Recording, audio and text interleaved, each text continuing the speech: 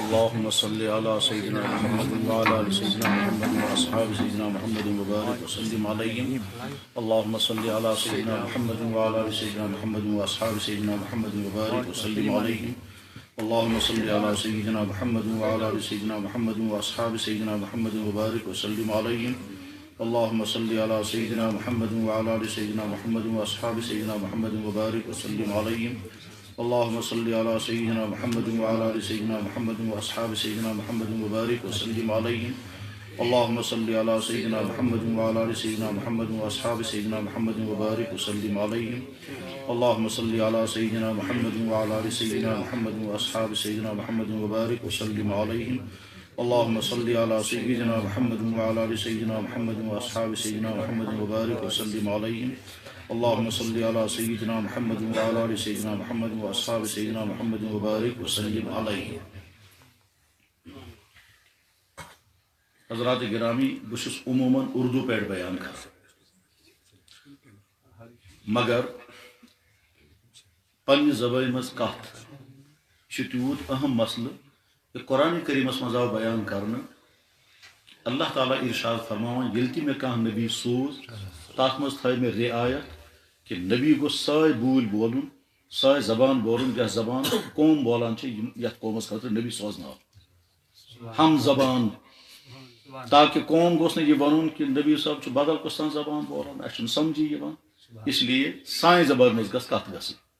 عموٗماً چھُس بہٕ یی میانہِ خٲطرٕ چھُ سہل بہٕ چھُس اردو پٮ۪ٹھ بولان واریاہن شاید دوستن آسہِ معلوٗمٕے بہٕ چھُس اردو پٮ۪ٹھ بولان.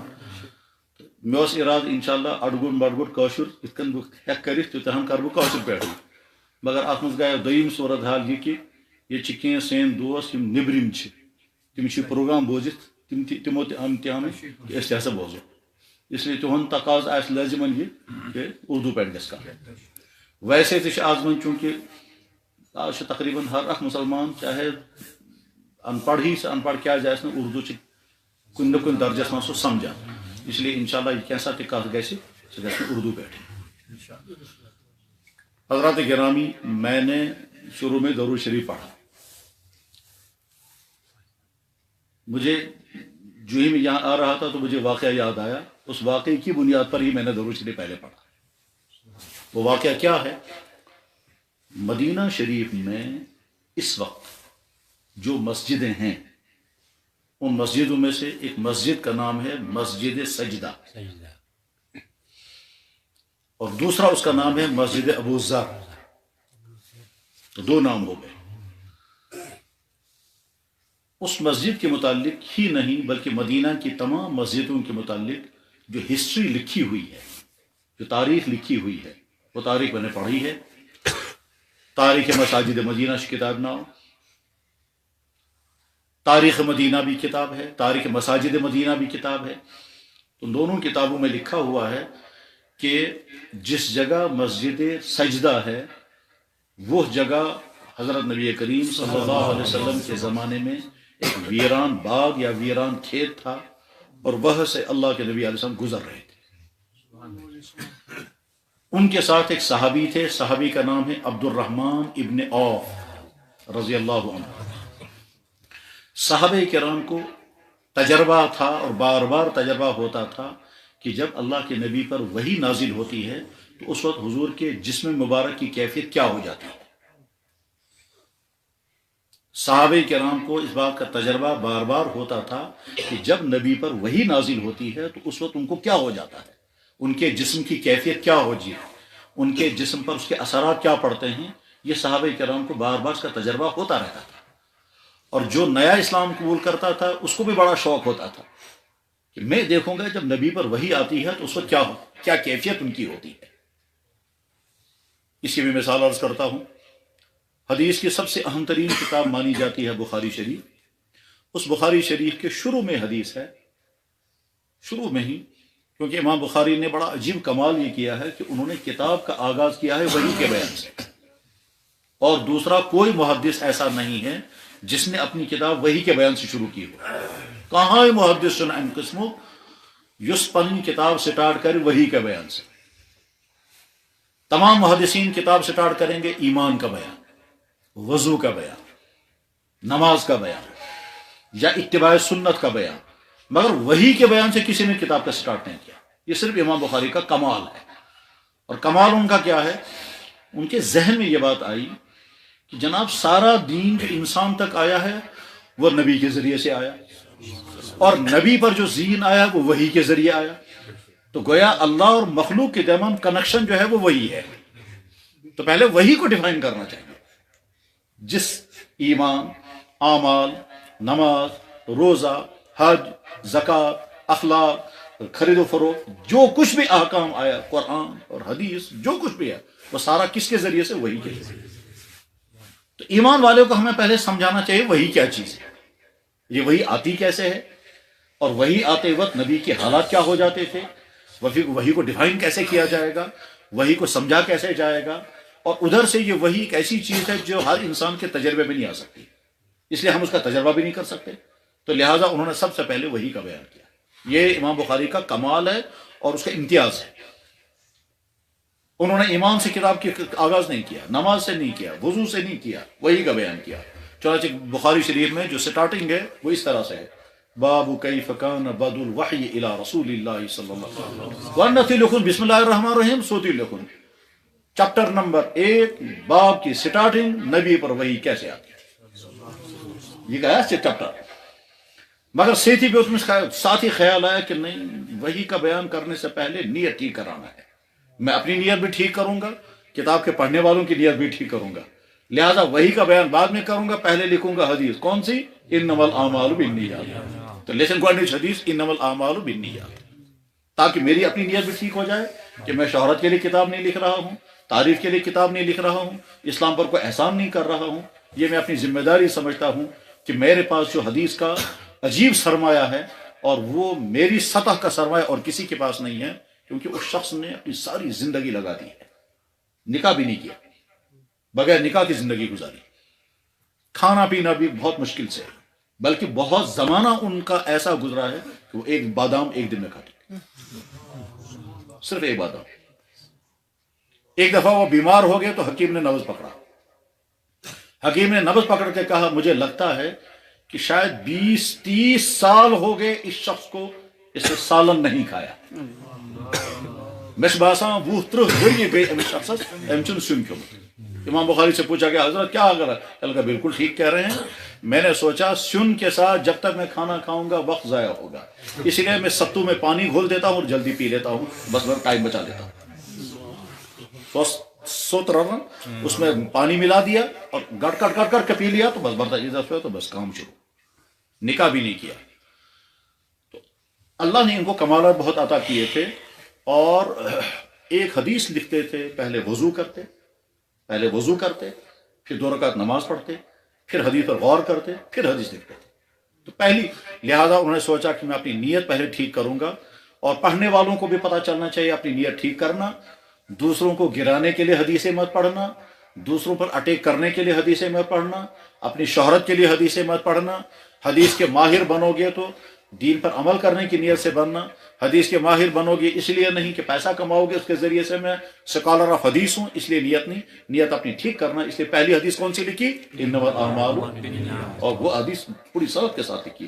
تاخمش امام اس میں محدثین کو کمال حاصل ہے کہ وہ سیدھے لکھتے ہیں۔ مثلا امام بخاری یوں کہتے ہیں میں نے حدیث سنی اپنے استاد حمیدی سے، حدیب حمیدی نے یہ حدیث سنی اپنے استاد سفیان سے، سفیان نے یہ حدیث سنی اپنے استاد یحییٰ سے، یحییٰ نے یہ حدیث سنی اپنے استاد ابن ابراہیم سے، ابن ابراہیم نے یہ حدیث سنی اپنے استاد علقمہ سے۔ علقمہ کہتے ہیں کہ میں مسجد نبوی میں موجود تھا، عمر ابن خطاب نے ممبر پر کھڑے ہو کر کے حدیث سنائی، فرمایا رسول اللہ صلی اللہ علیہ وسلم انما الاعمال بالنیات، بڑی موضوع ہے انما الاعمال بالنیات، اعمال کا دار و مدار نیت پر ہے۔ تو اب امام بخاری نے سوچا نیت تو ٹھیک ہو گئی، اب مجھے وہی لانی ہے نا بیچ میں، لہٰذا وہی کی حدیث لاتا ہوں۔ سب سے پہلی حدیث حضرت عائشہ صدیقہ رضی اللہ تعالیٰ عنہ بیان کرتی ہیں کہ اللہ کے نبی علیہ السلام سے پوچھا گیا حضرت آپ پر وحی کیسے آتی ہے؟ حضور نے فرمایا مجھ پر وحی ایسے آتی ہے، فرمایا حضور نے۔ اب حضرت عائشہ کہتی ہیں کہ میں نے بارہا دیکھا کہ جب حضور پر وحی نازل ہوتی تھی سخت سردی کے دنوں میں حضور کی پیشانی پر پسینہ آ جاتا تھا۔ وَلَقَدْ رَأَيْتُهُ फिल यौम शदीद बर्द, मैंने देखा सख्त सर्दी के दिन में, है न यंजिल अलैहिल वही, जब हुजूर पर वही नाजिल हो रही है, इन जबीनहु, जबीन मुबारक, यतफस्सदु मिन्हु अरका, उन जबीन मुबारक से पसीने के कतरे गिरते थे। कौशल से अरक, ये अरक छुट हदीस पाक को लफ्ज अरक। हमारी जुबान में बहुत सारे अल्फाज खालिस कुरान के अल्फाज और हदीस के अल्फाज हैं। मैं कभी कभी हैरान होता हूँ जब ये कश्मीरी मुझ बोलते हैं कुछ लफ्ज, तो मैं सोचता हूँ ये कहीं हदीस में तो नहीं मिलता। तो पुराने बुजुर्गों के जरिए से यहाँ की कश्मीरी जुबान में कुछ ऐसे लफ्ज दाखिल हो गए जो खालिस हदीसों में मिलते हैं। मसलन कौशल चबाना मह और मकर, ये मह उर्दू वाले कभी नहीं बोलते। अगर किसी इंसान को मना करना हो, किसी बात का इनकार करना हो, किसी बात को नफी करनी हो, तो उर्दू वाले माह नहीं बोलते हैं, कश्मीरी माह बोलते हैं। ठीक, ये लफ्ज ठीक इसी तरह से जनाब रसूल अकरम सल्लल्लाहु अलैहि वसल्लम, इसी तरह से, और बुखारी में हदीस है। वो डिटेल लंबी हो जाएगी, वो मौजू रह जाएगा जिस मौजू पर बात करने का इरादा है। वरना मैं आपको सुना था कि हुजूर ने लफ्ज माह का जाए तुम इस्तेमाल करो। सुई लफ्ज माँ, वही लफ्ज माँ जो हम इस्तेमाल करते हैं अपनी जुबान में, वो लफ्ज हुजूर ने इस्तेमाल किया, माँ माँ इन को नबात सवाई बात यूसुफ त्रायुते, मना करते हुए आपने कहा मामा, वही माह लफ्ज कौशल पढ़ती शोरा माह चना बना कौशल पर माह। बहरहाल जनाब रसूल अकरम सल्लल्लाहु अलैहि वसल्लम पर जब वही नाजिल होती थी तो उनके बदन की कैफियत क्या हो जाती थी, यह हजरत सहाबे किराम को अच्छी तरह से इसका तजर्बा था, वो बार बार देखते थे। हज़रत आयशा कहती हैं कि मैंने आपके जबीन मुबारक को सख्त सर्दी के मौसम में देखा कि पेशानी के कतरे पेशानी से गिरते थे, सख्त सर्दी में, वही की वजह से।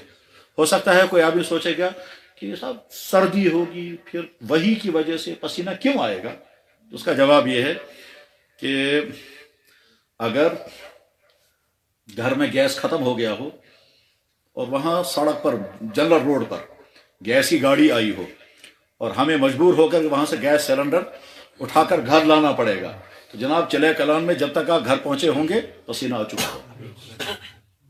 किस चीज का वजन? गैस सिलेंडर का। तो गैस सिलेंडर के वजन पूजा वही का वजन। मगर क्या वही में भी कोई वजन होता है? जवाब है बिल्कुल। चुनाचे एक सहाबी कहते हैं कि अल्लाह के नबी अलैहिस्सलातु वस्सलाम तशरीफ फरमा थे और मेरी तरफ टेक लगाकर बैठे हुए थे। आपका हाथ मेरी रान के ऊपर ऐसे था, थकावट थी, खुले मैदान के अंदर थे ऐसे। तो इसी दौरान वही नाजिल हुई। मुझे अपनी टांग पर इतना बोझ महसूस हुआ कि मुझे लगा मेरी टांग टूट जाएगी। इस साहबी का नाम है ज़ैद इब्न साबित, और ये वाक़या भी बुखारी शरीफ में। कादा फखजी अन तरुद्दा, मेरी टांग टूटने के करीब हो गई, इतना लोड मुझे बढ़ गया। मैं सोचता रहा हुजूर पर वही नाजिल होती होगी, इन पर कितना बोझ पड़ता होगा। चुनाचे एक मरतबा अल्लाह के नबी ऊंटनी पर सवार थे, वही नाजिल हुई तो ऊंटनी करके नीचे बैठ गई। इतना बोझ पड़ गया उस पर कि वो खड़ी नहीं रह सकी, ऊंटनी नीचे बैठ गई। तो गया सहाबा इकराम को तजर्बा होता था कि हुजूर पर जब वही नाजिल होती तो क्या होता है। अब्दुर्रहमान इब्न औफ चल रहे हैं उस वीरान जगह से, और जनाब रसूल अकरम सल्लल्लाहु अलैहि वसल्लम, मौजू याद रखना, स्टार्टिंग क्या गमस, हुजूर एक वीरान जगह से चल रहे थे। उससे पहले मौजू है मस्जिद सजदा, ठीक। तो हुजूर वीरान जगह से चल रहे थे, अब्दुर्रहमान इब्न औफ उनके साथ थे। चलते चलते अचानक हुजूर रुक गए। हुजूर पर वही की कैफियत तारी हो गई, आपका चेहरे का रंग बदल गया, आपका बदन कांपने लगा, पेशानी पर पसीने के कतरे आ गए। अब्दुर्रहमान समझ गए कि हुजूर पर वही स्टार्ट हो। बहरहाल अब्दुर्रहमान खड़े रहे। जब हुजूर पर वही की कैफियत खत्म हो गई, और तरीका यह था कि जो ही वही की कैफियत खत्म हो जाती थी हुजूर फौरन कलाम करते थे, अल्लाह ने ये फरमाया। ये अल्लाह की तरफ से हुक्म ही आया, रूटीन वसी यमिस वही एंडर सबका, हुजूर फौरन कहते थे अल्लाह ने ये हुक्म दिया। चुनांचे जो ही वही की कैफियत खत्म हो गई, हुजूर नबी अलैहिस्सलातु वस्सलाम ने कुछ नहीं फरमाया, सीधे कहा अल्लाह, जरकास नमाजी नहीं आता। अब्दुर्रहमान इब्न औफ ने फर्क सोचा, वल्लाहु आलम कौन सी नमाज है, शुक्राने की है कि इस्तिगफार की है कि उम्मत के लिए कोई दुआ करनी है, क्या बात है। बहरहाल हुजूर नमाज पढ़ रहे हैं, लेकिन नमाज इतनी लंबी पढ़ी, सजदा इतना ज्यादा लंबा किया कि अब्दुर्रहमान ये कहते हैं मुझे डर लगा कि कहीं हुजूर नबी अलैहिस्सलातु वस्सलाम इस दुनिया से चले तो नहीं गए सजदे की हालत में। मैं सोचता रहा, मगर बहरहाल हमारे एक आलिम हैं جو شاید ابھی زندہ ہیں واللہ عالم، وہ بہت بڑے سکالر ہیں حدیث کے اور بڑے ریسرچ کرتے رہتے ہیں ان حدیثوں کے بارے میں. ان کا کہنا یہ ہے کہ میرا اندازہ یہ ہے کہ وہ حضور نبی علیہ السلام کو وہ جو سجدہ تھا وہ 2.5-3 گھنٹے کا سجدہ تھا. حالانکہ گھڑی اس وقت نہیں تھی، لیکن انہوں نے کس طرح سے اندازہ لگایا. بہرحال ہے یہ دنیا میں تحقیقات چلتی رہتی ہیں، ہمیں معلوم نہیں ہوتا لیکن تحقیقات چلتی رہتی ہیں، اور بعض دفعہ تحقیقات پہ انسان عجیب سنتا ہے. میں مثال بتاتا ہوں. حدیثوں میں آتا ہے کہ اللہ کے نبی علیہ السلام ایک مد پانی سے وضو کرتے تھے. حدیثوں میں آتا ہے، بخاری میں بھی حدیث ہے، ترمذی شریف میں حدیث ہے، اللہ کے نبی علیہ السلام ایک مد پانی سے وضو کرتے تھے. یہ ایک مد مانتا تو جگ، یا آپ مان لیں جگ پانی سے، لیکن وہ مد کیسا تھا، کتنا بڑا تھا، اس میں پانی کتنا سماتا تھا، یہ آج کیسے ہم سمجھیں گے. اس کے لیے ریسرچ کیا ایک عالم نے، اور عالم کہاں ہے؟ برطانیہ میں، انگریز ملک میں. برطانیہ میں عالم ہیں، حدیث کے ماہر ہیں. انہوں نے ریسرچ کرتے کرتے کتابیں سامنے رکھی، حضور کے زمانے کے برتن سامنے رکھے، اور قسم قسم کے برتنوں کے جو نام وہ سب سامنے رکھ کر اس کے بعد پھر کتابوں کی مدد سے انہوں نے بنا کہ بھائی یہ ایسا تھا. وہ انہوں نے برتن کی شیپ بنائی، اور برتن کی شیپ بنا کر دنیا کے تمام بڑے بڑے محدثوں کو بھیجی اور کہا اس کو چیک کرو. میری تحقیقات میں حضور کے زمانے کا جو برتن جس میں حضور وضو کرتے تھے وہ ایسا برتن تھا، آپ لوگ چیک کرو کہ میں نے صحیح سمجھا یا نہیں. اور چنانچہ اس کے 2-3 پیس یہاں کشمیر بھی پہنچے، اور مجھے بھی انہیں بھیجا کہ صاحب آپ بھی چیک کر کے بتاؤ یہ برتن ویسا بن گیا یا نہیں جیسا برتن حدیث میں آتا ہے. اسی چیز پر ریسرچ ہوتی ہے. میرے پاس بھی ہے وہ برتن، ٹھیک، اس میں پوری وہ ڈیٹیل لکھی ہے، یہ برتن میں نے کیسے بنایا، اور اس کی وہ لمبائی چوڑائی کیسے میں نے طے کی، اور نیچے چوڑا اوپر سے تنگ کیسے میں نے بنایا. بہرحال اسی چیز پر ریسرچ ہوتی ہے. تو خیر، جناب رسول اکرم صلی اللہ علیہ وسلم نے یہ لمبا سجدہ کیا. اس کی تحقیق ایک شخص نے کی تو اندازہ ان کا یہ ہے کہ 2.5-3 گھنٹے کا سجدہ ہوا ہے. حضور جب سجدے سے فارغ ہو گئے تو حضرت عبد الرحمن ابن عوف نے خوشی اور تعجب کے ساتھ پوچھا، یا رسول اللہ یہ کیا؟ آپ علیہ السلام نے فرمایا کیا بات ہو گئی؟ کہنے لگے حضرت آپ نے یہ یہاں سجدہ کیوں کیا؟ یہ نماز کون سی پڑھی؟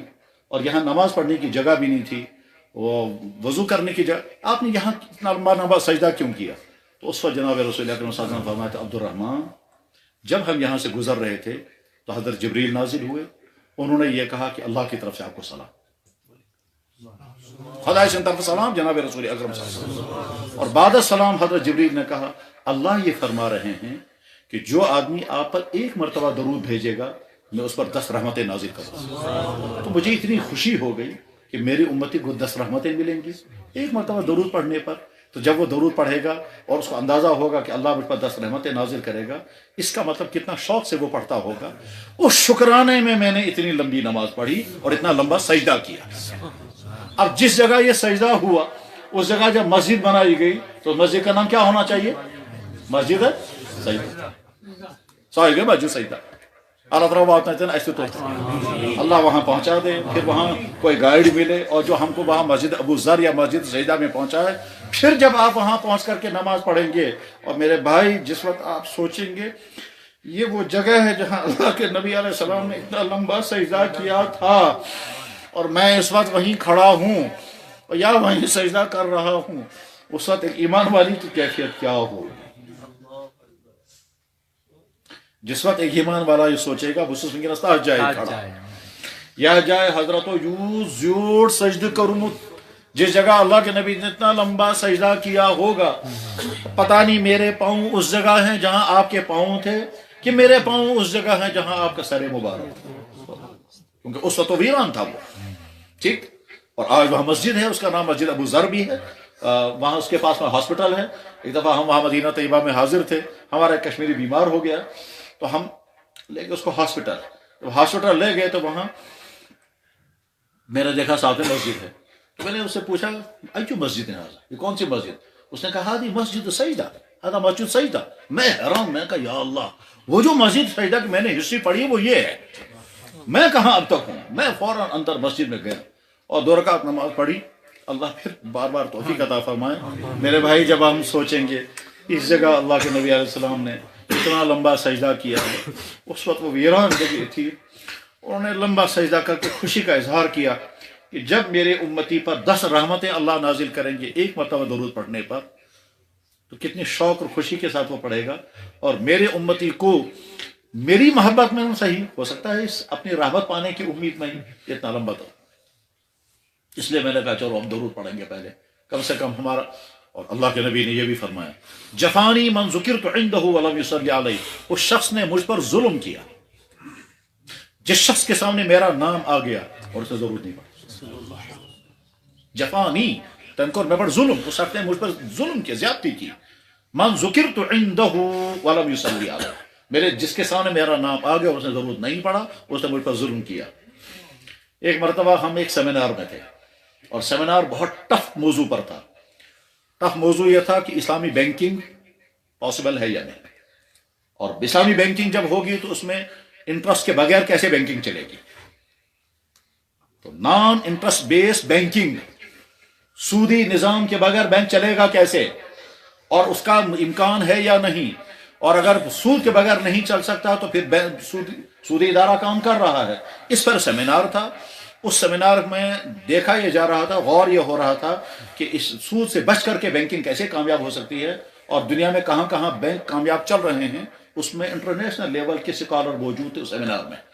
تو مجھے یاد ہے ایک سکالر اس میں آئے تھے عراق سے.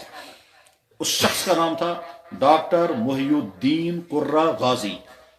مجھے نہیں معلوم ہے آج وہ زندہ ہیں یا ان کی وفات ہو گئی ہے، واللہ عالم. لیکن ڈاکٹر محی الدین قرہ غازی وہ شخص ہے کہ جس نے تقریباً 15 والیوم میں کتاب لکھی ہے اسلامی فائنانسنگ پر، اور تقریباً اتنی بڑی کتاب لکھی ہے اسلامی بینکنگ پر. یہ شخص اس سیمینار میں ہے. اس سیمینار میں جب اس کو ٹاپک اب اس کو بولنا ہے، اور وہاں علماء بھی تھے، مسلمان بینکر بھی تھے، اور اسلامی فائنانسنگ کے ماہرین بھی تھے.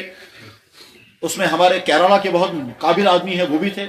تو غرض یہ کہ یہ سب ڈاکٹر عبدالرقیب کیرل کے ہیں، تو ڈاکٹر عبدالرقیب کیرل کے ہیں، وہ بھی اس میں شاید تھے. بہرحال یہ ڈاکٹر محی الدین قرہ غازی کیا کہتے ہیں کہ لگا جس ٹاپک پر آپ لوگ یہ سیمینار کر رہے ہو، اسی ٹاپک پر سیمینار اس سے پہلے ہوا ہے سوئٹزرلینڈ میں. اور سوئٹزرلینڈ میں وہ سیمینار مسلمانوں نے نہیں کیا بلکہ غیر مسلموں نے کیا تھا. ورلڈ اکنامک فورم کی طرف سے سوئٹزرلینڈ میں سیمینار ہے اسلامی بینکنگ پر. بھی کہتا ہے میں وہاں موجود تھا، اور اس بینکنگ میں وہاں ٹاپک پر جب مجھے بولنے کے لیے کھڑا ہونا پڑا تو میں مسلمان، اور مسلمان جو ہے وہ بسم اللہ پڑھے گا، مسلمان جو ہے وہ پہلے خطبہ پڑھے گا، الحمدللہ پڑھے گا پہلے. تو میں نے خطبہ پڑھا، خطبہ پڑھنے کے بعد میں نے پہلے حدیث پڑھی. تو یہودی سے کالر کھڑا ہو گیا.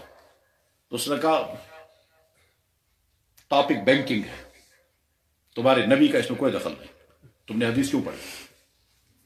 آپ ٹاپک سے باہر نکل گئے، آپ موضوع سے ہٹ چکے ہیں. موضوع سے ہٹ کر کوئی بات نہیں سنی جائے گی، اس لیے آپ حدیث واپس لے لیں. انہوں نے کہا پہلے حدیث آپ سن لیں.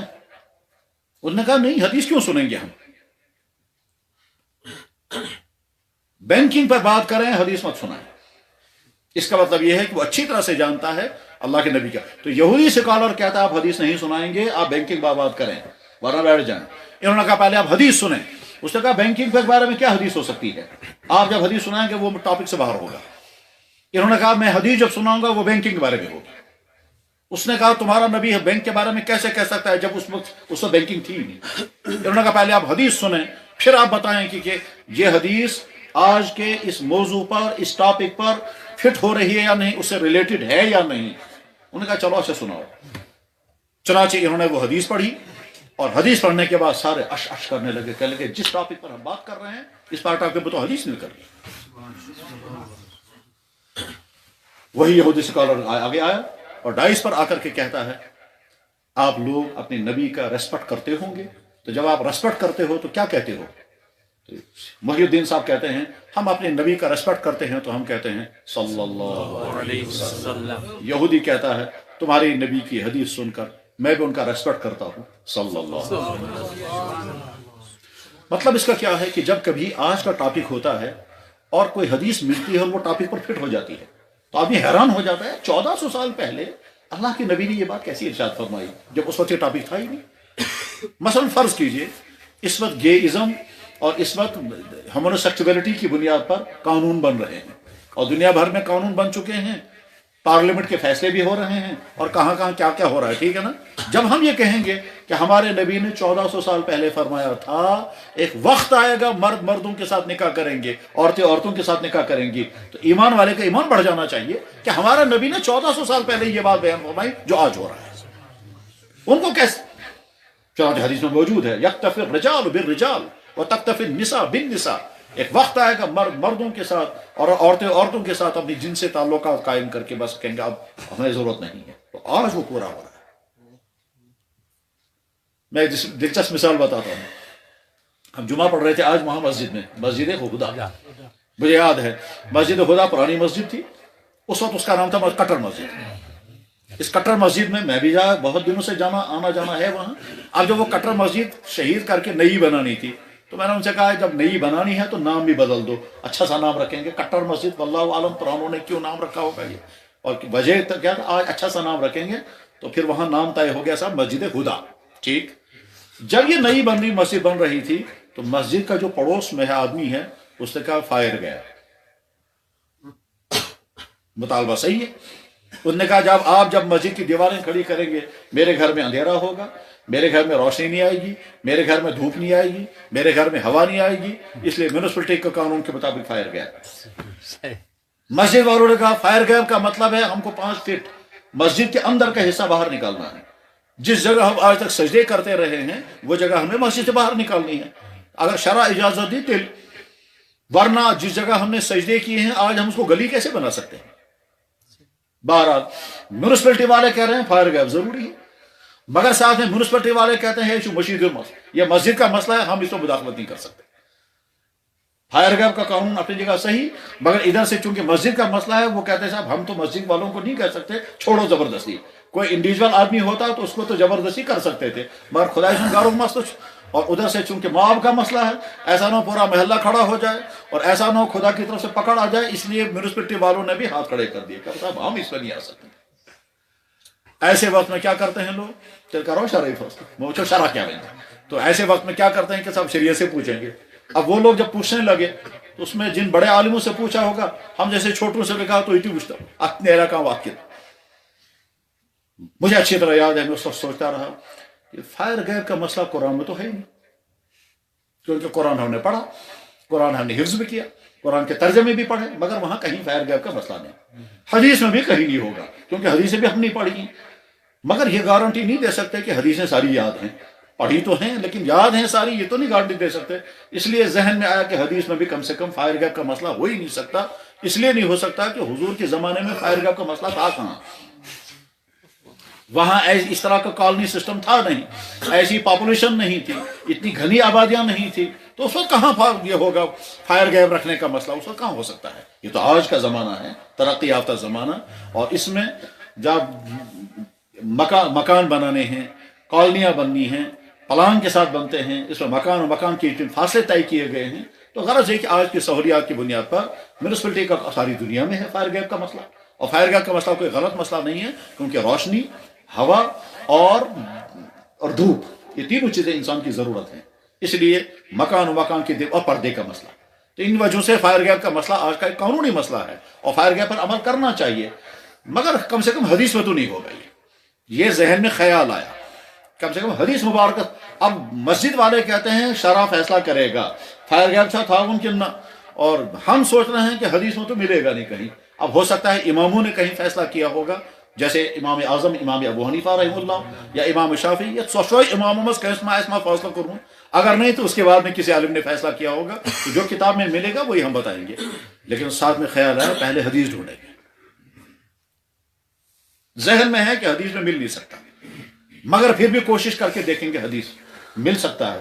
میرے بھائی کس قدر ایمان افروز بات ہے یہ کہ حدیث پڑھتے پڑھتے جناب والا حدیث میں نکل گیا کہ جناب رسول اکرم صلی اللہ علیہ وسلم نے فرمایا جب مکان و مکان بنانا ہو تو 7 ہاتھ کا فاصلہ ایک مکان اور دوسرے مکان کے بیچ میں رکھ دیں، 7 ہاتھ کا فاصلہ، میونسپلٹی والے تو 5 فٹ کہتے ہیں، حضرت نبی علیہ السلام نے 12 فٹ، 7 ہاتھ جو ہے وہ 12 فٹ ہوتا ہے، یہ نوجوان لڑکے تھوڑی ذہن سمجھ، یہ 1 فٹ ہے، یہ 1.5 فٹ ہے، اور یہ 1 میٹر ہے، 1 فٹ، تو جب آپ نے فرمایا 7 ہاتھ، یہ 7 ہاتھ کا مطلب ہوتا ہے 12 فٹ، تو میونسپلٹی والے تو 5 ہی فٹ تک پہنچے ہیں۔ اللہ کے نبی نے 1400 سال پہلے، جبکہ نہ کالونی سسٹم تھا نہ مکان اس طرح بنتے تھے، اس وقت آپ نے فرمایا فائر گیپ کا اتنا فاصلہ۔ مسجد والوں کا کیا فیصلہ کیا وہ چھوڑ دیں آپ اس کو۔ میں یہ عرض کر رہا تھا کہ جب حدیث فٹ ہو جاتی ہے تو آدمی کا ایمان بڑھ جاتا ہے کہ اللہ کے نبی، ہمارا نبی کیسا، 1400 سال پہلے جو بات ارشاد فرمائی وہ آج پوری ہو گئی۔ تو اب جب وہ جو یہودی سکالر نے حدیث سنی، اس نے بھی کہا صلی اللہ علیہ وسلم۔ اسے درود پڑھنے کا مزاج بنانا چاہیے، اور ضابطہ یہ ہے کہ جب بھی اللہ کے نبی کا نام مبارک زبان پر آئے، سننے والے کو، بولنے والے کو ضرور درود پڑھنا چاہیے۔ اور ایک مجلس میں اگر بار بار آئے تو چند مرتبہ پڑھنے سے بھی حق تو ادا نہیں ہو سکتا، لیکن ذمہ داری کسی نہ کسی درجے پوری ہو سکتی ہے۔ اور اس سلسلے میں ہماری کشمیری قوم کا ایک امتیاز ہے، جہاں کشمیری قوم کے بہت سارے امتیازات میں سے ایک دلچسپ امتیاز یہ ہے، اور یہ بات ہم نہیں کہہ سکتے، اپنی خوبیاں خود ہی کون بیان کرے گا، مجھے اچھی طرح یاد ہے، عالم اسلام کی عظیم الشان شخصیت حضرت مولانا سید ابو الحسن علی ندوی رحمہ اللہ تعالیٰ، وہ یہاں کشمیر بھی آئے ہیں۔ حیدرآباد میں ان کی تقریر ہوئی، یونیورسٹی میں، جامع مسجد میں، اور کشمیر یونیورسٹی نے سب سے پہلے ان کو ڈاکٹریٹ کی ڈگری اعزازی پیش کی تھی۔ مولانا علی میاں رحمہ اللہ تعالیٰ نے اپنی کتاب میں تقریر کرتے ہوئے کہا ہے کہ ساری دنیا میں نے تقریریں کی ہیں، مگر صرف کشمیر میں یہ میں نے منظر دیکھا، جب یہاں اللہ کہتے ہیں تو سننے والے فوراً کہتے ہیں جل شانہ، اور جب میں کہتے ہیں محمد تو سننے والے آواز کے ساتھ کہتے ہیں صلی اللہ علیہ وسلم۔ اور واقعی کشمیریوں کا مزاج پہلے یہی تھا، آج بھی شاید جامع مسجد میں ہے یہ، جب وہ کہتے ہیں اللہ جل شانہ سیری چونا جل شانہ، اور جب کہتے ہیں محمد الرسول اللہ صلی اللہ علیہ وسلم، یہ مزاج باقی رکھنا چاہیے۔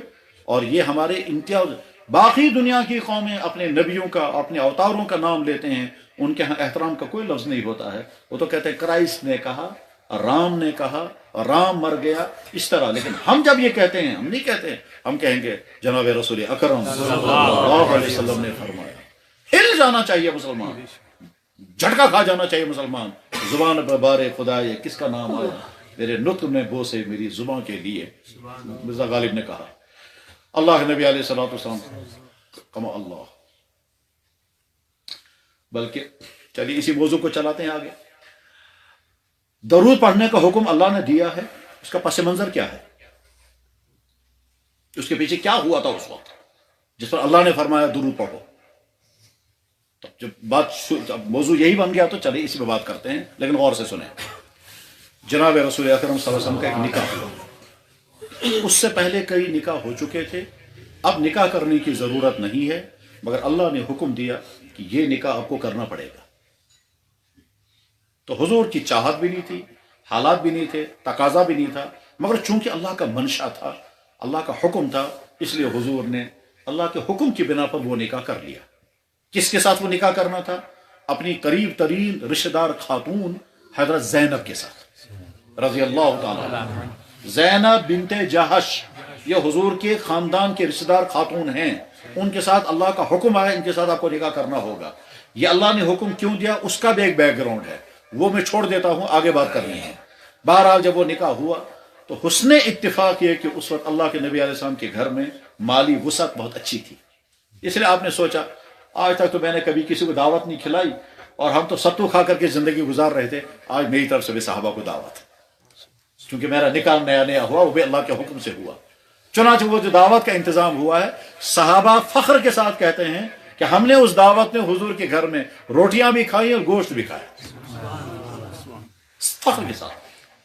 اور ہو سکتا ہے آپ میں سے کوئی یاد رکھنا چاہے تو میں حوالہ بتا کر کے رکھتا ہوں، بخاری شریف کتاب التفسیر، سورہ احزاب کی تفسیر جہاں پر ہے وہاں پر ہے یہ حدیث، یہ واقعہ بھی موجود ہے۔ بہرحال صحابہ کرام کو دعوت ہوئی، اللہ کے نبی علیہ السلام کے گھر میں آئے، وہاں 5-5 6-6 آدمی اندر آ سکتے تھے، 5-5 6-6 آدمی اندر آتے گئے، کھانا کھاتے گئے، رخصت ہوتے گئے، جتنے آنے والے تھے آئے، کھایا اور رخصت ہو گئے۔ اخیر میں 2 یا 3 صحابی انہوں نے کھانا کھایا، فارغ ہو گئے، مگر انہوں نے سوچا اس میں ہم یہی بیٹھیں گے، بجائے اس کے کہ ہم یہاں باہر نکلیں اپنے گھروں میں جائیں، بجائے اس کے کہ ہم باہر نکلیں کہیں بازار میں بیٹھیں، بجائے اس کے کہ باہر نکل کر کے ادھر ادھر پھریں، بہتر ہے اللہ کے نبی کے گھر میں آج پہلی مرتبہ اندر آنے کی سعادت ملی، آج پہلی مرتبہ اندر آنے کا قیمتی موقع ملا، پھر کہاں سے ہم اندر آ سکیں گے؟ تو ازواج مطہرات رہتی ہیں، تو ان کے ہوتے ہوئے ہم اندر کیسے آئیں گے؟ اس لیے آج قسمت سے اندر ہم پہنچے ہیں، لہذا جتنی دیر بیٹھ سکتے ہوں بیٹھیں، کوئی حرج نہیں ہے، بہرحال بیٹھے۔ حضور نبی علیہ الصلوۃ والسلام نے سوچا کہ اب یہ فارغ ہو چکے ہیں تو ان کو چاہیے کہ اٹھ جائے، امن پائزی نیرون، ان کو چاہیے کہ یہ کمرہ خالی کر دیں، نکل جائے، مجھے اپنا کام ہے۔ لیکن حضور نے زبان سے کچھ نہیں کہا، خاموش۔ البتہ حضور کے دل میں خیال آ رہا ہے ان کو چاہیے اب اٹھ جاتے۔ کافی دیر حضور بیٹھے رہے، وہ بھی ہو سکتا ہے کچھ بات چیت بھی ہوئی ہو، انہوں نے کوئی سوالات بھی کیے ہوں گے۔ حضور نے سوچا کہ ان کے ذہن میں نہیں آ رہا ہے یہ اٹھ جائیں، میں کہہ بھی نہیں سکتا اٹھو جلدی سے، تو اب میں خود ہی اٹھوں گا، اس کی وجہ سے ان کے ذہن میں آ جائے گا کہ ہم کو بھی اٹھنا چاہیے۔ حضور خود اٹھ گئے، اٹھ کر نکل گئے باہر۔ یہ بھی اتفاق ہے، ان کے ذہن میں نہیں آیا یہ ایکسٹی پاس میں باتوں ہمیں مناسب ہے، ہم کو اٹھ جانا چاہیے، ان کے ذہن میں نہیں آیا، وہ بیٹھے رہے۔ حضور باہر نکل گئے، نکل کر کے چلے گئے، ایک دو ملاقاتیں کی، کچھ اہم ملاقاتیں ضروری تھی، وہ ملاقاتیں کر کے واپس آ گئے۔ ان ملاقاتوں میں حضرت عائشہ سے بھی ملاقات ہوئی۔ حضرت عائشہ نے پوچھا حضرت سوری گوا ٹھیک، یہ جو مہمان آئے تھے، کھانا جنہوں نے کھانا تھا، سب کچھ ٹھیک ہو گیا؟ حضور کو سب ٹھیک ہو گیا۔ بس پھر آئے حضور واپس آ کر کے یہ دیکھنے کے لیے کہ تمچا وہ اٹھ گئے ہیں یا وہیں بیٹھے ہیں۔ حضور نے جب دیکھا تو وہ وہیں بیٹھے ہوئے، اتفاق سے ان کے ذہن میں نہیں آیا کہ حضور چاہتے ہیں ہم اٹھ جائیں۔ بات سمجھے اچھی طرح سے، ان کے ذہن میں نہیں آیا کہ حضور چاہتے ہیں ہم اٹھ جائیں، اور حضور نے زبان سے نہیں کہا آپ لوگ اٹھ جائیں۔ بات تھی بھائی نبی کے کہنے کے باوجود آپ لوگ کیوں نہیں اٹھے؟ اور اگر نبی نے کچھ نہیں فرمایا، ان کے ذہن میں آ گیا تو ذہن میں آنے کے بعد پھر اٹھ جانا چاہیے تھا، مگر ذہن میں بھی نہیں آیا، اس لیے وہ بیٹھے رہے۔ حضور نے پھر ایک نگاہ ڈالی، وہ وہیں تھے، وہ حضور پھر واپس چلے۔ تھوڑی دیر کے بعد پھر آئے، وہیں آسن تم شاید آپ اٹھ گئے ہوں گے، اتفاق کی بات وہ وہیں بیٹھے ہوئے۔ حضور نے ایک نگاہ پھر ڈالی، اب ان کے ذہن میں آیا کہ شاید حضور نے 2-3 مرتبہ جا کر کے بھی واپس آ کر دیکھا حضور چاہتے یہ ہیں کہ ہم اٹھ جائیں، تو ہمیں اٹھ جانا چاہیے۔ اب ان کے ذہن میں آیا تو فوراً اٹھ گئے، اور اٹھنے کے بعد نکل گئے باہر۔ جب یہ باہر چلے گئے تو حضور کو اس کمرے میں اپنی کوئی مجبوری کا کام تھا، حضور اندر آ گئے، وہ مجبوری کا کام وہی، اوپر سے وہی آ گئی، اوپر سے وہی آ گئی۔ اس میں اللہ تعالیٰ شان و فرما رہے ہیں اے ایمان والو، نبی کے گھر میں اندر مت آؤ، لا تدخلوا بیوت النبی الا ان یؤذن لکم، مگر تب جب تمہیں اجازت مل جائے۔ یا ایھا الذین آمنوا لا تدخلوا بیوت النبی الا ان یؤذن لکم، آگے فرمایا جب تمہیں کھانے کے لیے بلایا جائے تب اندر آنا، جب تک بلایا نہ جائے اندر مت آنا۔ بات یہ بھی ختم۔ اس کے بعد آگے فرمایا کھانا کھانے کے بعد فوراً باہر نکلو، اندر بیٹھ کر کے گپیں مت لگاؤ، اندر بیٹھ کر کے باتیں مت کرو، اس سے میری نبی کو تکلیف ہو گئی۔ وَلَا مُسْتَأْنِسِينَ لِحَدِيثٍ، تمہیں دربار کرنے، تم باتیں کرنے کے لیے بیٹھ گئے۔ إِنَّ ذَلِكُمْ كَانَ يُؤْذِي النَّبِيَّ، اس سے تو میرے نبی کو اذیت پہنچی۔ بس ذرا رک کر سوچیں گے کہ نبی کو کتنی اذیت ہوئی تھی۔ کیا حضور نے ان کو آرڈر کیا تھا پھر بھی نہیں اٹھے؟ نہیں۔ کیا ان کے ذہن میں آ گیا تھا پھر بھی نہیں اٹھے کہ نہیں؟ کیا ان کا ارادہ تھا نبی کو تکلیف پہنچانے کا کہ نہیں؟ یہ بھی نہیں تھا۔ بس اتفاق ہے یہ کہ وہ بیچارے تھوڑی دیر زیادہ بیٹھے رہے، اور یہ سوچ کر بیٹھے رہے کہ حضور کے مبارک گھر میں بیٹھنے کا موقع مل رہا ہے، اس سے زیادہ دیر بیٹھے۔ اس پر اللہ نے ایکشن لے لیا، اور اللہ کیا فرما رہے ہیں؟ ان ذالکم کان یؤذی النبی، اس سے میرے نبی کو اذیت ہو گئی۔ ما کان لکم ان تؤذوا رسول اللہ، تمہارے لیے زیبا نہیں ہے، تمہارے لیے کیسے گوارا ہے یہ کہ تم میرے نبی کو اذیت پہنچاؤ۔ تو یہ بات ہے بنس نبی عیسیٰ، ما کان لکم ان تؤذوا رسول اللہ ولا ان تنکحوا ازواجہ من بعد ابدا۔ پھر آگے فرمایا اور جو میرے نبی کو ایذا پہنچائے گا اس کو دنیا اور آخرت میں لعنت۔ میرے بھائی مخاطب صحابہ ہیں، کوئی اور انسان نہیں ہے۔ اس کے بعد فرمایا تم میرے نبی کو ایذا پہنچاؤ گے، میں تو اپنے نبی پر درود بھیج رہا ہوں، تم کو بھی حکم کرتا ہوں تم بھی درود بھیجا کرو۔ اب آیا درود کا حکم۔ یہ آیت اب کہاں پر آئی؟ اب آپ کو سمجھ میں آ رہا ہوگا۔ بیک گراؤنڈ یہ ہے، اس میں اللہ یہ سمجھا رہے ہیں کہ خبردار ایسی کوئی حرکت مت کرنا جس سے میرے نبی کو۔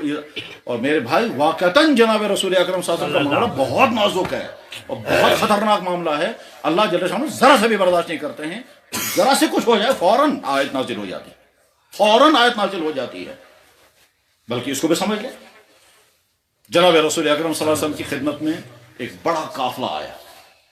اس بڑے قافلے کا نام ہے قبیلہ बनु तमीम, कबीला बनु तमीम, ये कोई कबीला था, उस कबीले के लोग आए हैं हुजूर से मुलाकात करने के लिए, मगर बेचारे थे बहुत सीधे साधे और आदाब नबी से नावाकिफ, और बेचारे उन्हें सीखा भी नहीं था अभी कुछ, तो इसलिए वो आए और बहुत ही सीधे साधे अंदाज में उन्होंने बातें की।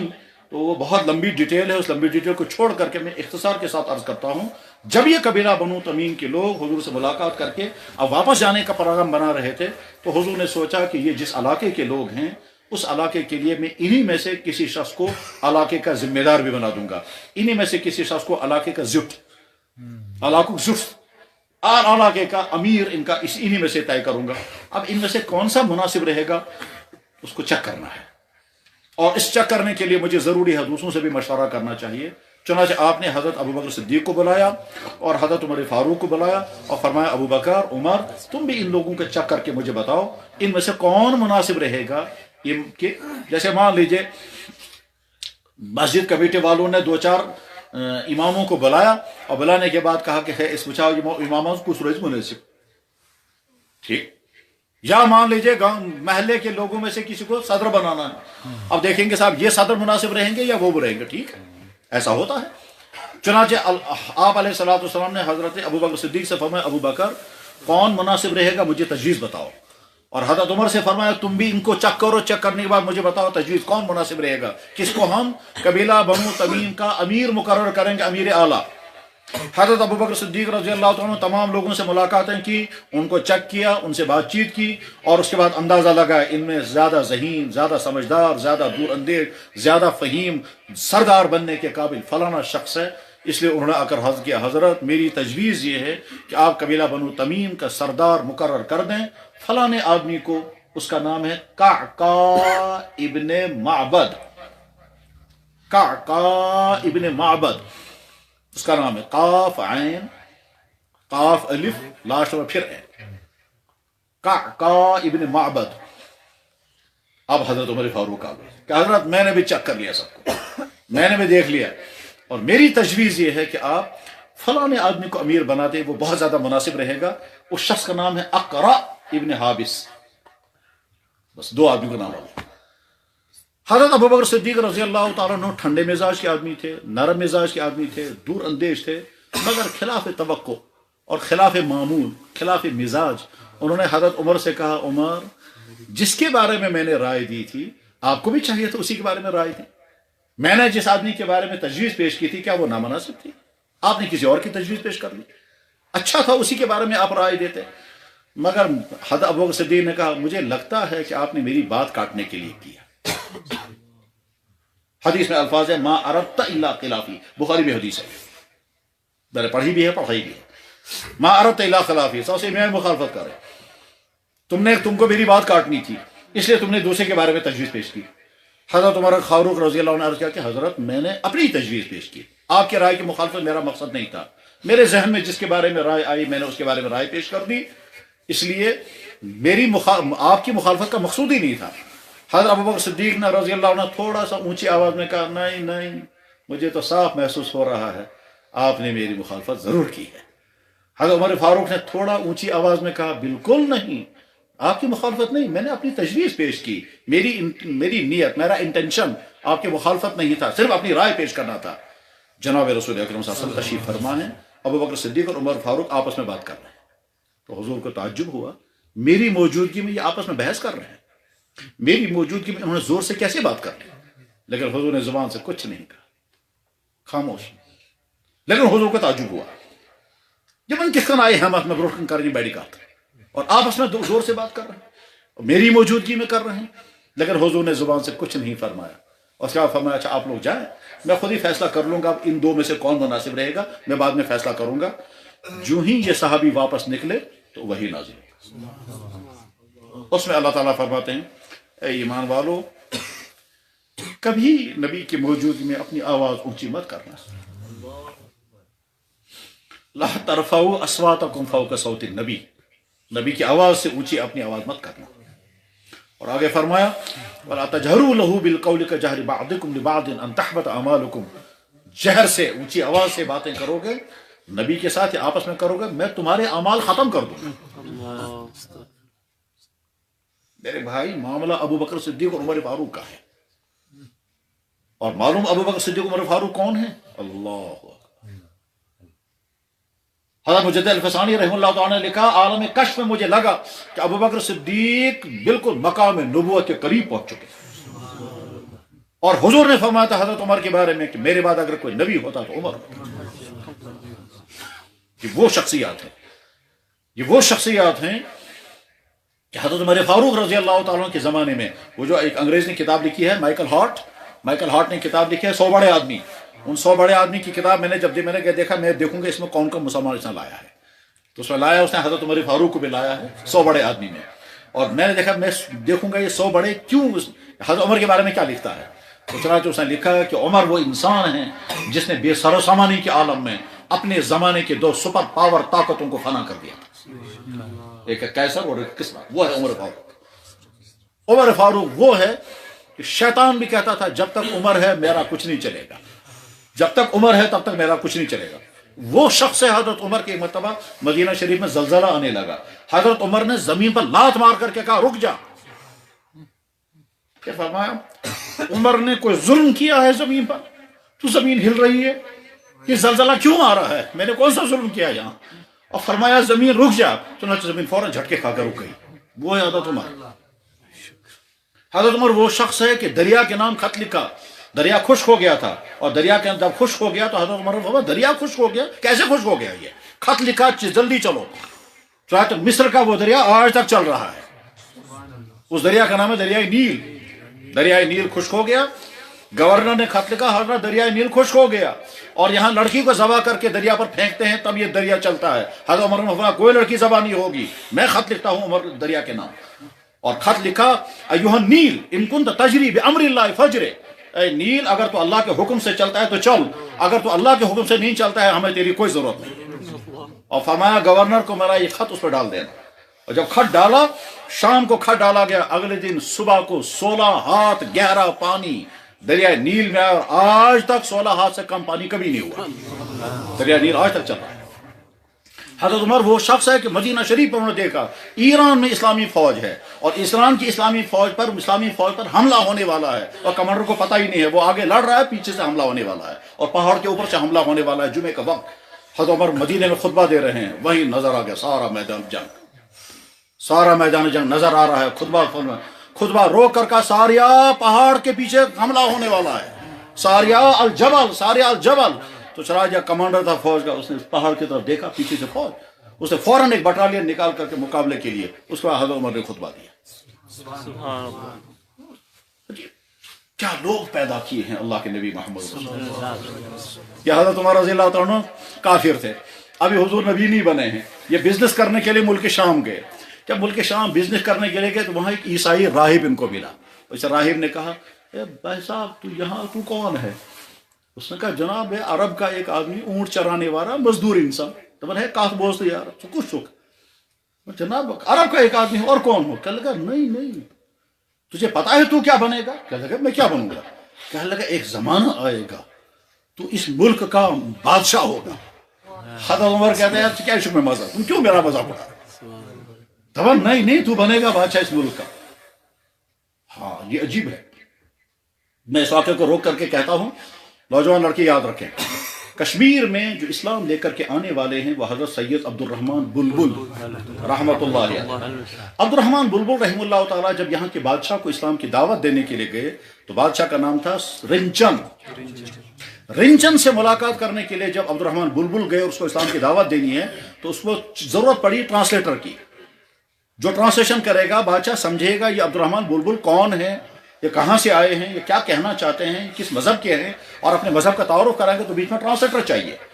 وہ ٹرانسلیٹر کون آیا ہے تو اتفاق نہیں حسن اتفاق، بلکہ بہت بڑا حسن اتفاق یہ تھا کہ اس وقت کشمیر میں موجود تھا ایک آدمی، اس آدمی کا نام ہے شمس الدین۔ ٹھیک، اس شمس الدین کو بچپن میں ایک آدمی نے وہاں دیکھا ہے اپنے ملک میں اور کہا تو ایک ملک کا بادشاہ بنے گا۔ شہر سے کیا ہونا یار، میں بقید بن بادشاہ۔ تو وہ اپنے ملک میں منگولیا میں شمس الدین کو کسی نے دیکھا ہے اور کہا تو اپنے ایک ملک کا بادشاہ بنے گا۔ یار تم کیسی بات کہتے ہو، میں تو مشکل سے روزی کھاتا ہوں تو میں کہاں بادشاہ بنوں گا۔ لیکن خیر اس کے بعد پھر عبد الرحمن بلبل رحمہ اللہ تعالیٰ کی بات چیت ہو رہی ہے رنچن سے، بیچ میں ٹرانسلیٹر کی ضرورت ہے. حسن اتفاق سے شمس الدین کشمیر میں بزنس کرنے کے لیے آیا تھا، اور وہ بزنس پارٹ پر کہیں تھا. جیسے وہ اگر آپ لداخیوں کو ڈھونڈیں گے تو کہاں ملیں گے؟ وہ کاکسرائے، تو لداخی ملیں گے کاکسرائے. اسی طرح سے جہاں یہ بزنس کرنے والے آتے تھے، بادشاہ کی طرف سے وہاں آدمی پہنچا، شمس الدین کو بلا کر کے لایا گیا.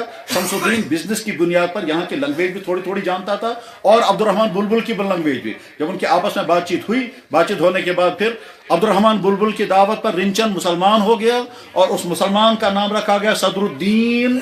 کشمیر کا پہلا مسلمان بادشاہ تھا، بادشاہ مسلمان بنا ہے. تلوار سے کہاں اسلام پھیلا؟ ایک مسافر انسان سید عبد الرحمن بلبل سکا چلا ہے تلوار، وہ کہاں تلوار چلاتا؟ بادشاہ پر. تو بادشاہ مسلمان ہوا. شمس الدین جو ہے اس بادشاہ نے، صدر الدین نے کہا شمس الدین تو میرے ساتھ ساتھ رہو. ٹھیک، شمس الدین اس کے ساتھ رہا. کچھ دنوں بعد صدر الدین بادشاہ کی وفات ہو گئی، عبد الرحمن بلبل رحمہ اللہ تعالیٰ کی بھی وفات ہو گئی. یہاں پھر کوٹا رانی کی حکومت آئی، کوٹران، اس کوٹا رانی کی حکومت آ گئی. شمس الدین اس کے بعد پھر کچھ دنوں کے بعد شمس الدین کی کشمیر میں حکومت قائم ہو گئی، اور اس نے اپنا نام رکھا سلطان شمس الدین سلطان کشمیر شاہ میر. اس خاندان نے 250 سال کشمیر میں حکومت کی، شاہ میری دور حکومت. آج آئے میں سامک شمس الدین تم بڑھن کیا اس میں بولت، اس بوڑھے نے کیا کہا تھا؟ مجھے تو بادشاہ بنے گا. ٹھیک، حضرت عمر ابن خطاب رضی اللہ تعالیٰ کہاں ہیں؟ ملک شام میں. اور ایک عیسائی راہب نے کہا بھائی آپ کون ہو؟ انہوں نے کہا مدینے کا. کہا یار تمہارے جسم سے لگتا ہے تم وہی انسان ہو کہ ایک زمانے میں تم یہاں کے بادشاہ بنو گے. اس نے کہا جناب میں کیسے بادشاہ بنوں گا؟ کہنے لگا تم بنے گا. اس نے کہا بھائی مجھے تو نہیں، میں تو عرب میں کوئی کسی محلے کا مالک نہیں ہوں، تو یہاں کا بادشاہ کیسے بنوں گا؟ بہرحال اس نے کہا ٹھیک بنو گے تم. اس نے کہا، حضرت عمر نے کہا اچھا اگر میں بادشاہ بنوں گا تو ٹھیک ہے بنوں گا، اچھا. اس نے کہا ایک وعدہ کرو مجھ سے، جس دن تم بادشاہ بنو گے اس دن اس گرجا گھر کی ساری پراپرٹی مجھے دے دینا. حضرت عمر سوچا نت کا بات سے، چلو اگر مجھے بن ہی جاؤں گا تو میں ابھی لکھ کے دیتا ہوں، سے بال بدے میں وہی لکھی، اگر لاؤ میں ابھی لکھ کر کے دیتا ہوں. چنانچہ اس نے لکھوا لیا کہ جس دن میں اس ملک کا بادشاہ بنوں گا اس دن یہ ساری اس گرجا گھر کے اندر جو پراپرٹی ہے، جیسے مندروں میں سونا ہوتا ہے، اس گرجا گھر میں جتنی پراپرٹی ہے وہ ساری پراپرٹی اسی دور چلتا رہا. حضرت عمر واپس آئے، پھر حضور نبی بنے، پھر حضرت عمر مخالفت کرتے رہے، پھر دشمنیاں چلتی رہی، پھر قتل کے پلان بنتے رہے. آخر میں حضرت عمر مسلمان ہو گئے. پھر حضور نے ہجرت کی، حضرت عمر ہجرت کر کے مدینہ پہنچے، حضور کے ساتھ ساتھ ساری زندگی گزاری. پھر حضور دنیا سے رخصت ہو گئے. پھر ابو بکر صدیق کا زمانہ آیا، حضرت عمر حضور ابو بکر صدیق کے ساتھ ہیں. ابو بکر صدیق کی وفات ہو گئی. وفات ہونے سے پہلے حضرت ابو بکر صدیق نے کہا میں اپنے بعد طے کرتا ہوں میرے بعد خلیفہ عمر ہوگا. حضرت عمر بن خطاب رضی اللہ تعالیٰ عنہ کو بلا کر کہا تیار روزے جناب کم خطر میرے بعد آپ حکمراں بنو. کہنے لگا نہیں. تو حضرت ابو بکر صدیق نے کہا جلدی تلوار لاؤ، یہ امیر کا فیصلہ نہیں مان رہا ہے. یہ کون ہوتا ہے انکار کرنے والا؟ کہنے لگا جناب ٹھیک ہے. چنانچہ حضرت عمر بن خطاب رضی اللہ عنہ خلیفۃ المسلمین بن گئے. طے کر دیا ابو بکر صدیق رضی اللہ عنہ. کسی نے کہا ابو بکر صدیق حضرت جب خدا کے پاس جائیں گے کیا جواب دیں گے؟ حضرت عمر کو آپ نے خلیفہ بنا دیا. تو ابو بکر صدیق رضی اللہ عنہ نے فرمایا جب اللہ کے ہاں میں پہنچوں گا اللہ تعالیٰ مجھ سے فرمائیں گے میری نبی کی امت کس کے حوالے کی ہے، تو میں کہوں گا یا اللہ اس وقت روئے زمین پر جو سب سے بہترین انسان تھا وہ عمر تھا، میں نے اسی کے حوالے آپ کی نبی کی امت کی. عمر فاروق وہ انسان. اس کے بعد جب ملک شام میں اسلامی فوجیں داخل ہو گئی اور عیسائی آگے بیت المقدس کے، اور بیت المقدس کے عیسائی آ کر کے کہنے لگے بھائی اپنے کمانڈر کو آگے بھیجو. حضرت ابو عبیدہ بن جراح رضی اللہ عنہ کمانڈر تھے فوج کے، وہ آگے گئے. عیسائیوں نے دیکھ کر کے کہا تم فتح نہیں کر سکتے اس کو، ہماری کتابوں میں جو علامتیں لکھی ہے وہ تمہارے اندر نہیں ہیں، تم کچھ نہیں کر سکو گے، اس لیے ہم بیت المقدس تمہارے حوالے کرنے کے لیے تیار نہیں. حضرت ابو عبیدہ بن جراح نے کہا میں تھوڑے سربراہ ہوں، سربراہ تو عمر ہے، میں تو فوج کا کمانڈر ہوں صرف، اس لیے کہا عمر کو بلاؤ. چنانچہ حضرت عمر رضی اللہ عنہ کی خدمت پہ خط بھیجا گیا.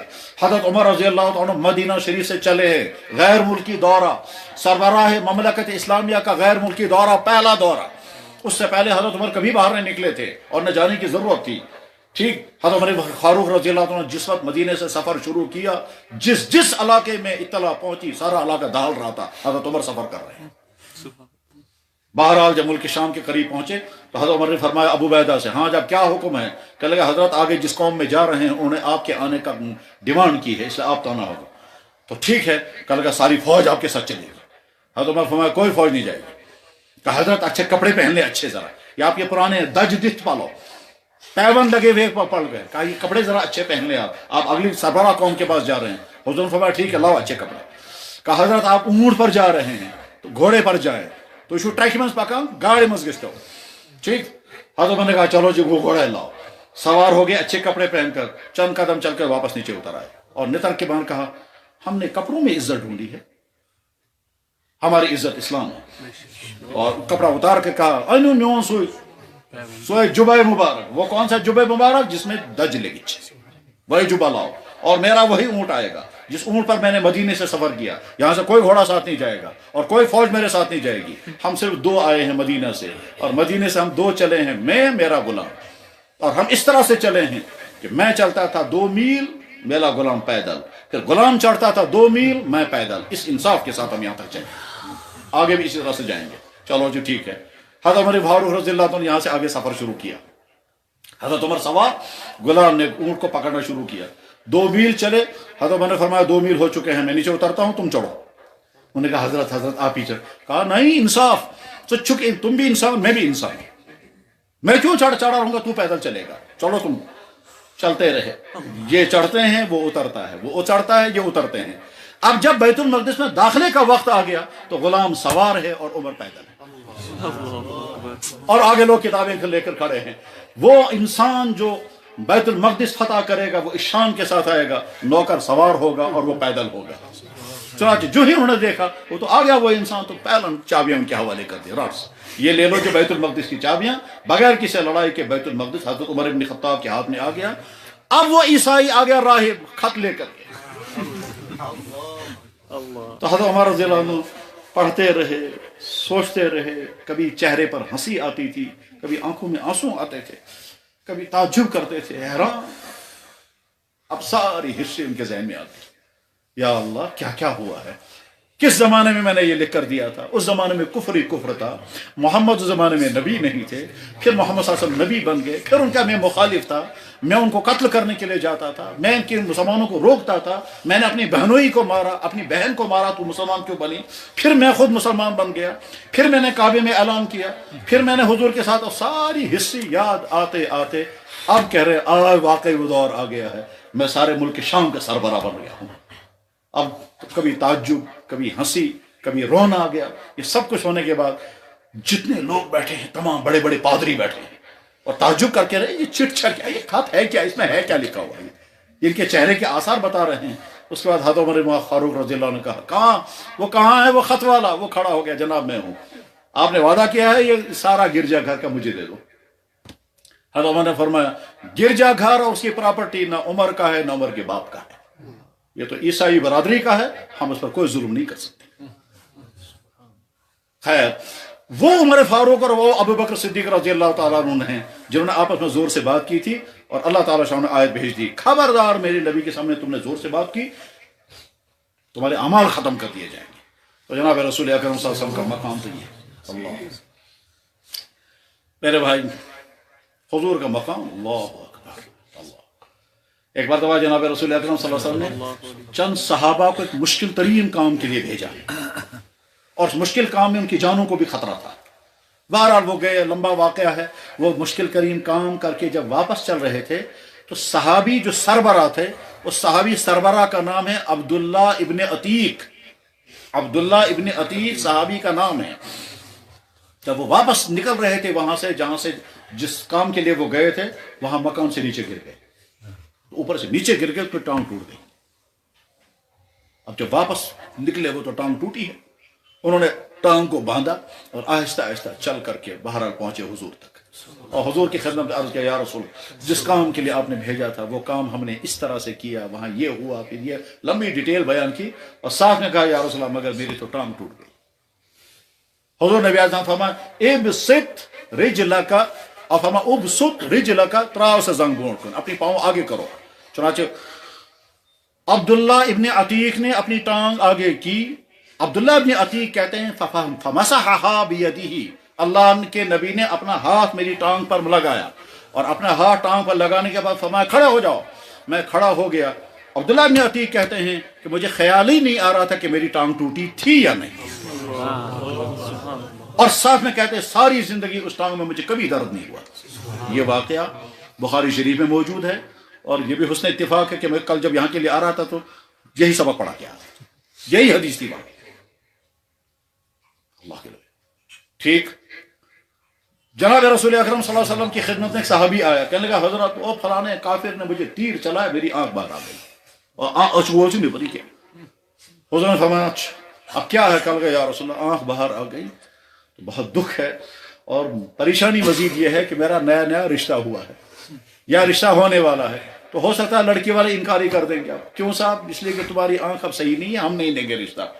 تو حضور نے فرمایا اللہ اجر دے گا. انہوں نے کہا یا رسول اللہ نہیں کچھ ملنا چاہیے. حضور نے فرمایا کیا چاہتے ہو تم؟ کہنے لگا اجر, ضرور اللہ تعالیٰ اجر عطا کریں گے. انہوں نے کہا یا رسول اللہ دنیا میں یا آخرت میں؟ حضور نے فرمایا آخرت میں. انہوں نے کہا یا رسول اللہ مگر دنیا میں بھی چاہیے. حضور نے فرمایا دنیا میں کیا ہونا چاہیے؟ کہا حضرت کیا ہونا چاہیے؟ میری آنکھ ٹھیک ہو جانی چاہیے, اور کیا؟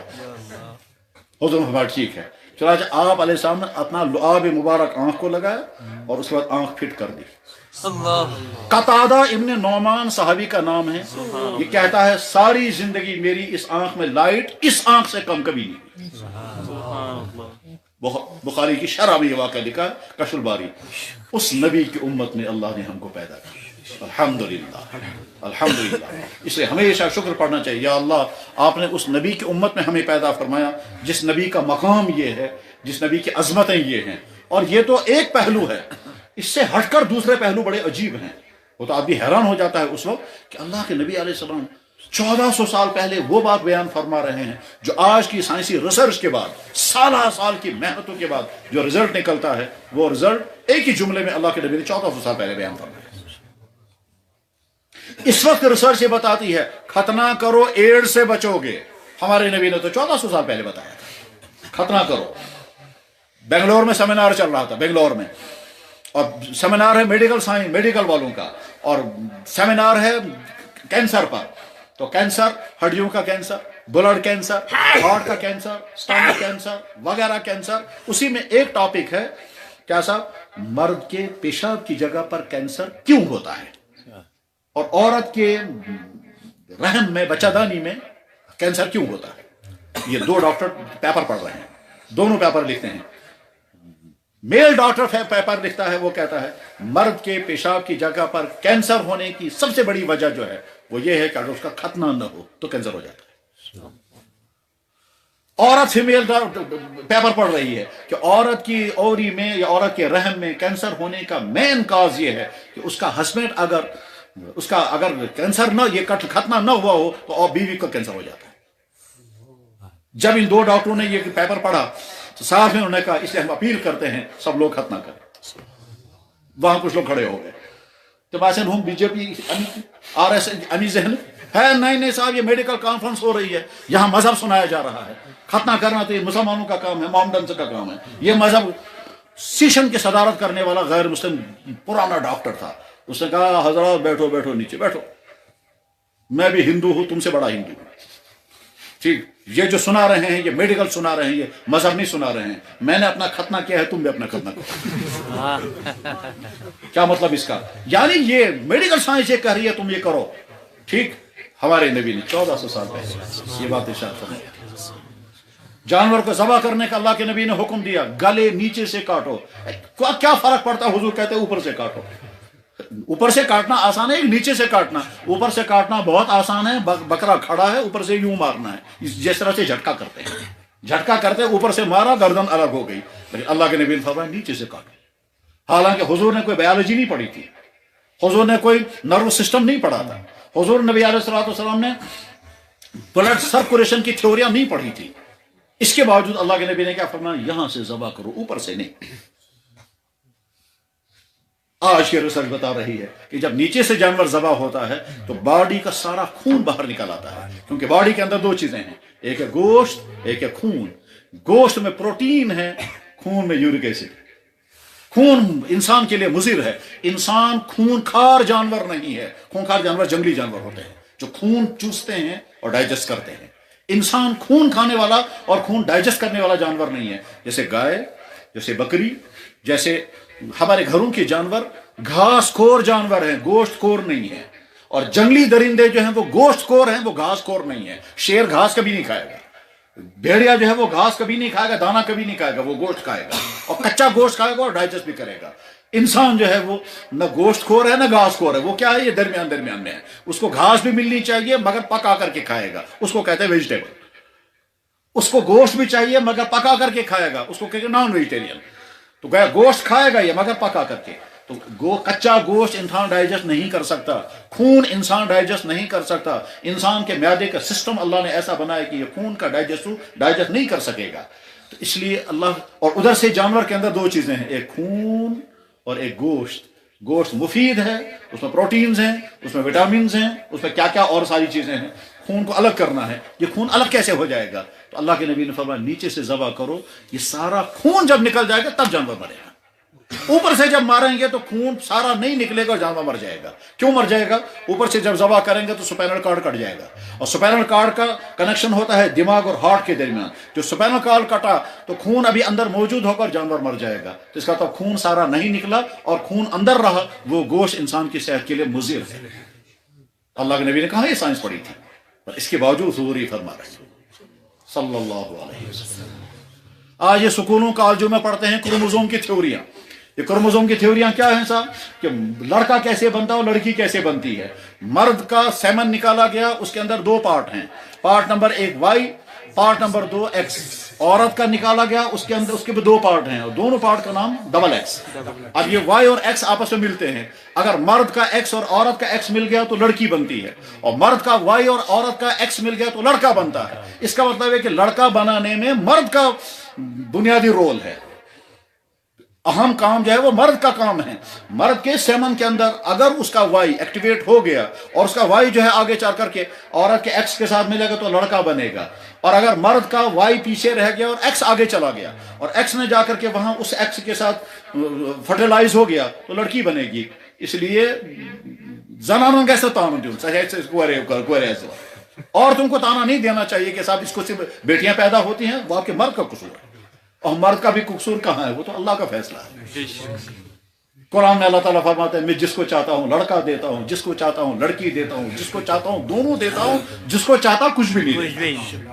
یہاں بولی من یشاء اناسا، جس کو چاہتا ہے اللہ تعالیٰ لڑکیاں دیتا ہے. وہ یہاں بولی من یشاء ذکور، جس کو چاہتا ہے لڑکے دیتا ہے. اور یزوجہم ذکرانا، یا کسی کو دونوں دیتا ہوں. وہ یجعل من یشاء عقیما، اور جس کو چاہتا ہے تو نامرد بنا دیتا ہے، جس کو چاہتا ہے تو ہانٹ بنا دیتا ہے، بانجھ. اللہ کی قدرت میں بعض دفعہ ایسا ہے مرد بھی ٹھیک. مجھے لڑکا فون کر رہا تھا، یہی کشمیر سری نگر کا ہے، وہ آکسفورڈ میں ہے، اور بچہ نہیں ہو رہا اسے.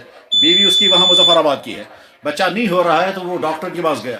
اب اپنے ٹیسٹ بھی کیے، بیوی کے ٹیسٹ بھی کیے، سارے ٹیسٹ کیے، سارے اوکے نارمل ہیں. میں نے کہا اب کیا کہا ڈاکٹر نے؟ کہنے لگا یہ سب کچھ اوکے ہے، اب بچہ دینا اوپر والے کا کام ہے. تو میں نے کہا اچھا وہ بھی مانتے ہیں اوپر والے؟ کہنے لگا ہم سے زیادہ مانتے ہیں اوپر والا ہے، مگر باقی ساری زندگی جو ہے وہ اوپر والے کے خلاف گزارتے ہیں. اللہ کے نبی علیہ السلام سے یہی سوال کیا گیا.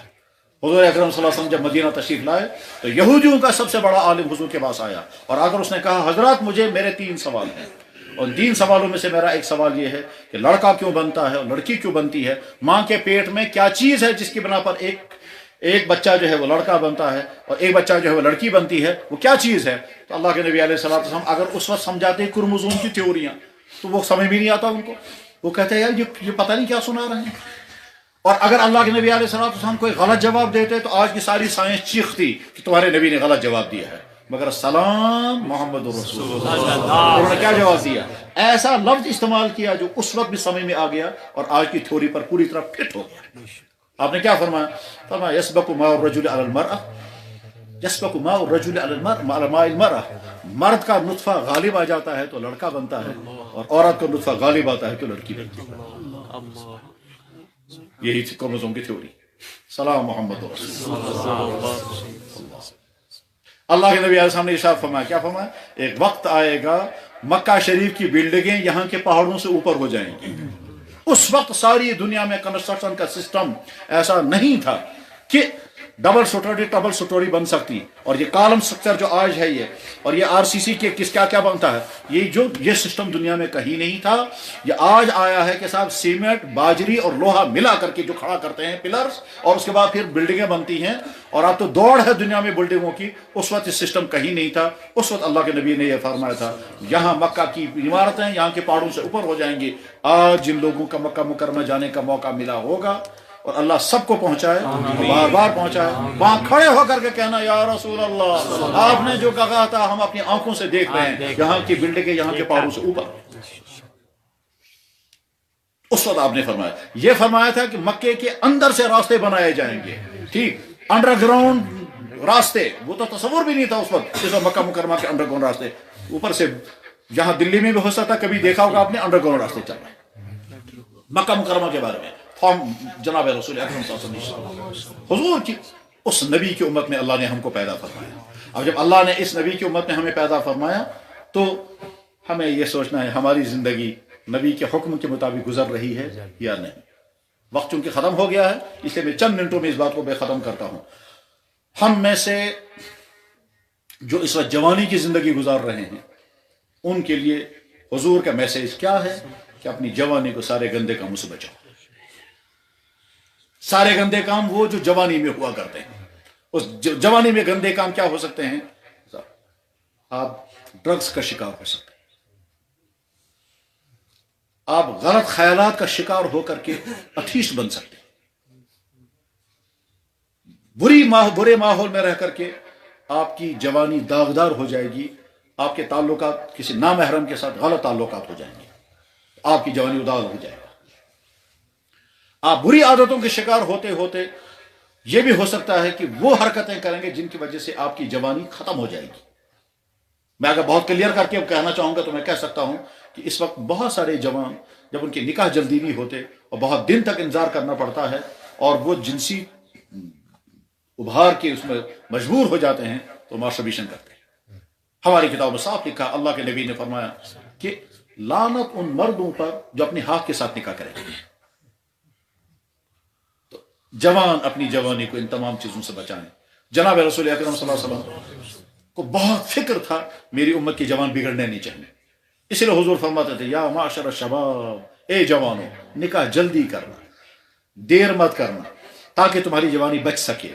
उसमें तुम्हारा जिस्म गलत यूज नहीं होगा, तुम्हारी आंखें गलत नहीं देखेंगी, तुम्हारे दिमाग में बुरे ख्यालात नहीं आएंगे, तुम अपने हाथों से गलत नहीं, तुम्हारे पांव गलत रास्ते की तरफ नहीं चलेंगे, तुम रातों को गलत वेबसाइटें नहीं, ये सारी बुरी बातें इंसान आज के जवान को इन तमाम बुरी बातों से बचना है।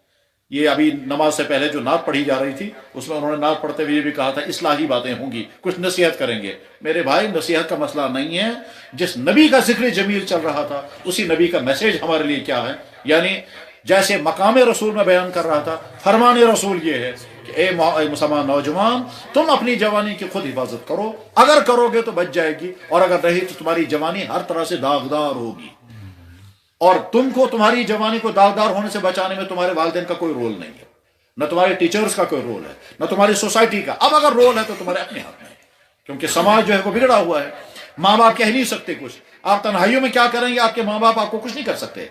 आप अपने कमरे में लॉक लगा करके, चखनी लगाकर, अपने बिस्तर में बैठ करके आप अपने मोबाइल से क्या क्या कर रहे हैं किसको मालूम है। आप बाथरूम में जाकर के अंदर क्या क्या कर रहे हैं कौन देखेगा। आपको पढ़ने के लिए भेजा गया और अपने घरों से बाहर आप दूसरे शहरों में कहीं कॉलेजों में हैं, वहां क्या क्या कर रहे हैं आपको कौन देखेगा। आपकी अपनी जवानी आपके अपने हाथ में।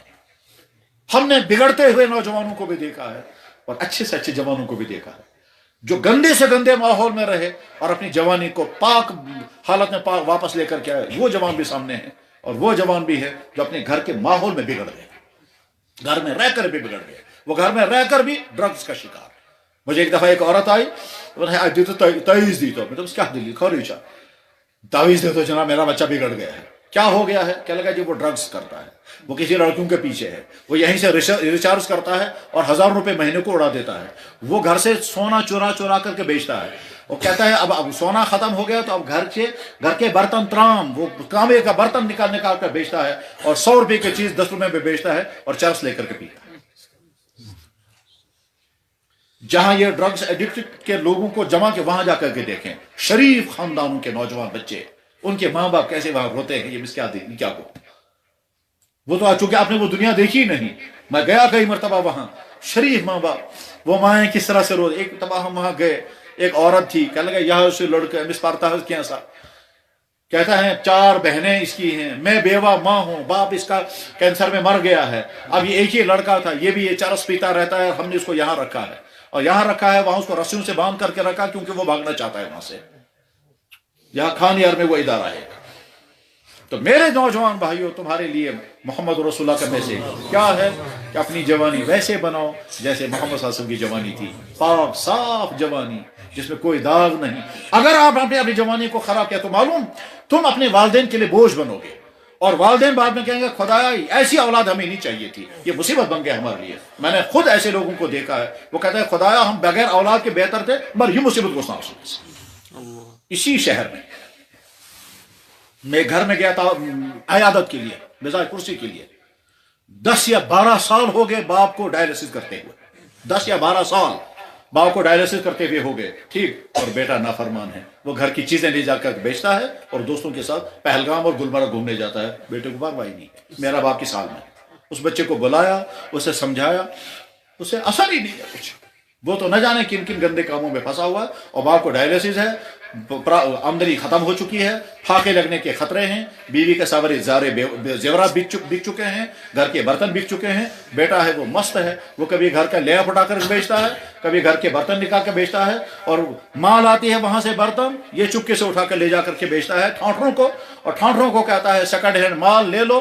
وہ 50 روپے کی چیز 5 روپے میں بیچ کر کے پھر ایک دام تو مل جائے گا. اس لیے اپنی جوانی کو بچائیں. یہ ہے جوانوں کے نام چلتے. جو لوگ ملازمتیں کر رہے ہیں ان کے نام، اللہ کے نبی علیہ السلام کا میسج کیا ہے؟ ملازمت ایک ایسا ذریعہ آمدنی ہے جس کا تعلق عوام کے ساتھ بھی ہے اور اس کا تعلق آپ کے اپنی ذات کے ساتھ ہے. عوام کے ساتھ ہونے کا مطلب کیا ہے؟ آپ وہ کام کر رہے ہیں جس سے لوگوں کو فائدہ ہوگا، اور اس کے بدلے میں آپ کو تنخواہ مل رہی ہے، چاہے آپ پرائیویٹ سیکٹر میں کام کرتے ہوں چاہے گورنمنٹ سیکٹر میں کام کرتے ہوں. اگر ملازم ڈیوٹی نہیں دیتا ہے، اس کا مطلب یہ ہے کہ وہ عوام کو نقصان پہنچا رہا ہے اور یہاں سے تنخواہ کھا رہا ہے. مثلا فرض کیجئے ایک آدمی میڈیکل میں ہے اور جہاں اس کی ڈیوٹی ہے وہاں وہ نہیں جا رہا ہے، وہاں جو پیشنٹ آ رہے ہیں ان کو جو تکلیف پہنچ رہی ہے اس کا ذمہ دار کون؟ ایک آدمی محکمہ تعلیم میں ہے اور وہ ڈیوٹی دینے نہیں جا رہا ہے، اور وہاں جو بچے پڑھنے کے لیے آ رہے ہیں وہ ان کو پڑھانے والا کوئی نہیں ہے، اس کی تنخواہ کیسے حلال ہوگی؟ ایک آدمی جو جس ڈپارٹمنٹ میں ہیں، اگر ہم وہاں ڈیوٹیاں نہیں دے رہے ہیں اور وہاں سے تنخواہیں لے رہے ہیں تو ایک طرف سے وہ تنخواہ ہمارے لیے حلال نہیں ہوگی، اور دوسری طرف سے وہاں جو لوگوں کو تکلیف پہنچے گی وہ اللہ برداشت نہیں کرتا. میری مخلوق کا کام تیرے حوالے کیا گیا. میں نے ایک دفعہ ایک آدمی سے پوچھا آپ کیا کام کرتے ہو؟ کل کہ بہت بس 4th کلاس ملازم واٹر سپلائی. بس میں تو بس تم کو معلوم ہے تم کیا کام کر رہے ہو؟ کل کہ واٹر سپلائی ہے 4th کلاس. میں جب نہیں، بندوں کو پانی پلانے کا کام تمہارے ہاتھ میں آیا. تم یہ کہو یا اللہ میں آپ کے مخلوق کو پیاسا نہیں رہنے دوں گا، میں آپ کے مخلوق تک پانی پہنچاؤں گا، ٹھیک، اور میرے گھر کو بھی آپ پانی پہنچاتے رہیں. کہنے لگے یہ جن حالتوں میں آج تک کیسی بولوں، یہ مجھے آج تک کسی نے بھی نہیں کہا. میں نے کہا تمہارا تذکرہ تو قرآن میں ہے. کہنے لگا قرآن سمجھتی کہ قرآن میں کہاں میرا تذکرہ؟ میں نے کہا قرآن کریم میں اللہ تعالیٰ فرماتے ہیں جو لوگ حاجیوں کو پانی پلاتے ہیں تو تمہارے پلانے والوں کا تو تمہارے ہاتھ میں وہ کام ہے جس سے گھروں میں لوگوں کو پانی ملے گا. اللہ تو غرض یہ کہ جو کام ہمارے ہاتھ میں ہے وہ عوام سے ریلیٹڈ ہے، اور اللہ کی مخلوق کو راحت پہنچانا حدیث میں صاف موجود ہے. حدیث کی کتاب ہے مستدرک حاکم. یہ جو ابو عبداللہ حاکم تھا اس کو 10 لاکھ حدیثیں زبانی یاد تھی. اس کا نام ہے ابو عبداللہ حاکم. اس نے کتاب لکھی ہے مستدرک. اس مستدرک میں حدیث موجود ہے. اللہ کے نبی نے فرمایا نہ ضرر پہنچانا نہ ضرر اٹھانا. پھر فرمایا جو دوسرے کو ضرر پہنچائے گا اللہ اس کو ضرر پہنچائے گا، جو دوسرے کو مشقت میں ڈالے گا اللہ اس کو مشقت میں ڈالے گا. من زارہ اللہ ومن شاق شاقہ اللہ لا ضرر ولا ضرار. میرے دین میں کہیں کوئی ضرر پہنچانا نہیں ہے، کوئی کسی کو نقصان نہیں پہنچائے گا، کوئی کسی کو نقصان نہیں پہنچائے گا. اسی لیے اسلام میں قانون ہے. کیا صاحب قانون ہے؟ تو بہت دیر لگے گی وہ قانون سمجھانے میں کہ کیسے اسلام نے بیلنس کیا ہے. کوئی کسی کو ضرر نہیں پہنچائے گا. ہر فراڈ مال نہیں بیچ سکتے کیونکہ کسٹمر کو ضرر رہے گا. تو میرے بھائی جو ملازمت کر رہے ہیں ان کے لیے اللہ کے نبی کا میسج کیا ہے؟ حضور نے بھی ملازمت کی ہے.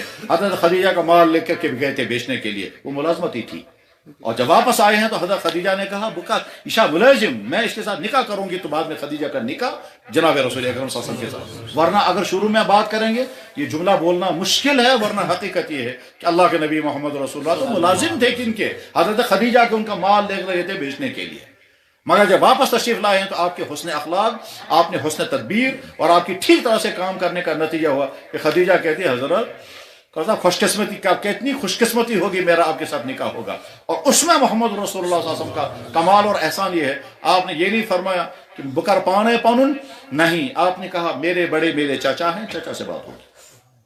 ایسے لڑکے چھونا مول مرد کو اس کو بس پانے کرو، ہم والدین کون ہوتے ہیں، ہم خود ہی کریں گے.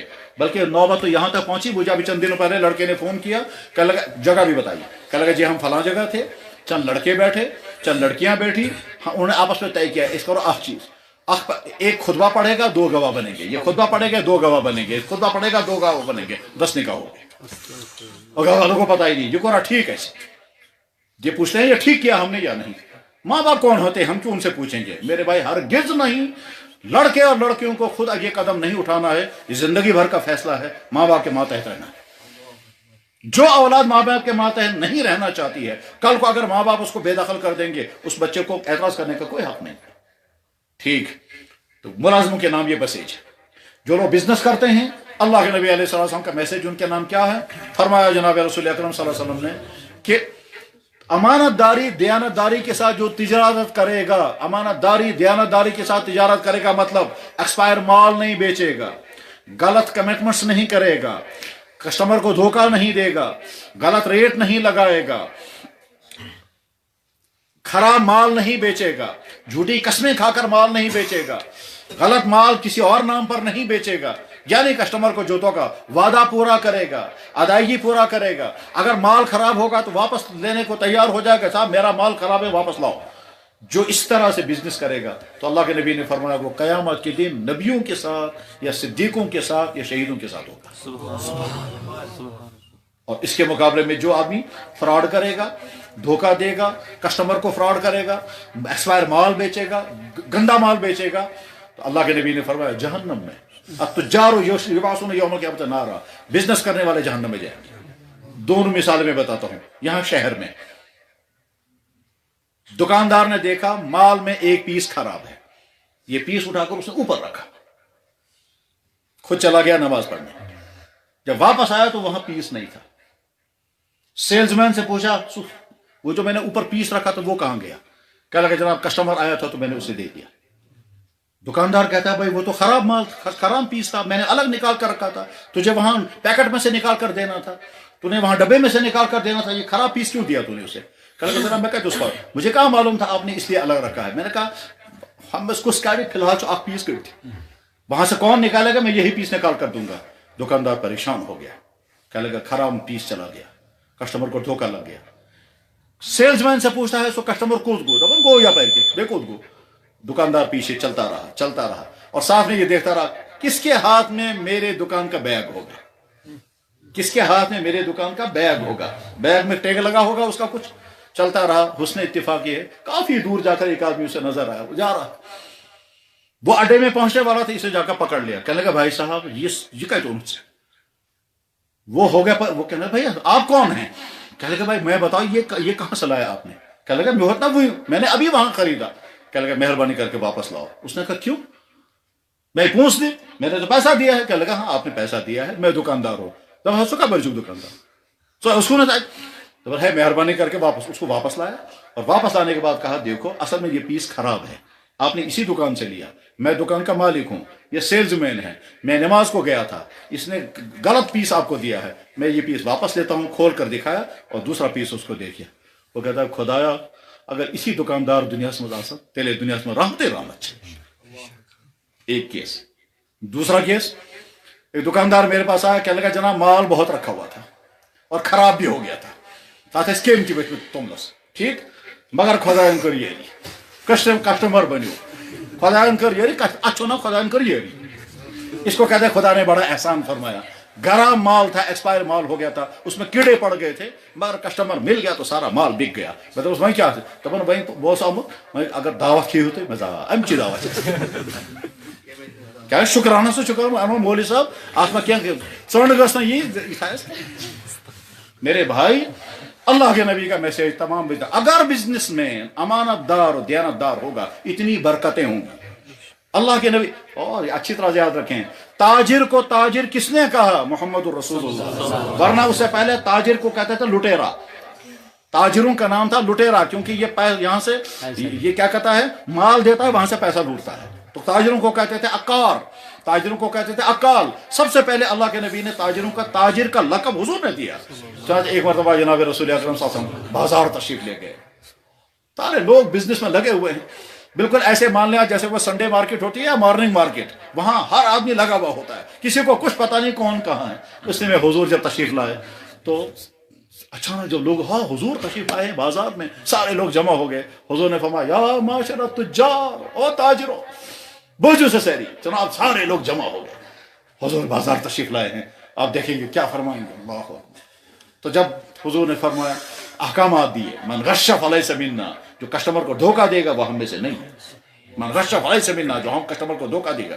لا غرر، خبردار مال میں ملاوٹ کر کے مت بیچو، دھوکہ مت دو، جھوٹی قسمیں مت کھاؤ. فرمایا جھوٹی قسمیں کھا کر سمجھانا کیا ہوا؟ اللہ، جس وقت دکاندار قسمیں کھاتا ہے، اللہ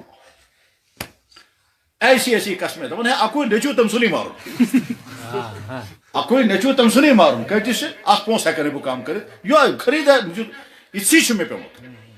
بلکہ ایک شخص نے تو عجیب کیا، اس نے کہا جناب یہ آپ اس قسم تو جھوٹی قسم بھی نہیں ہونی چاہیے، مگر قسم تو کچھ قسم، مگر خدا سن قسم سنتی ٹھیک. لہذا تم کیا کرو، سیر این آپ بروں گلاب، سو گلاب تھو نو پیک کر.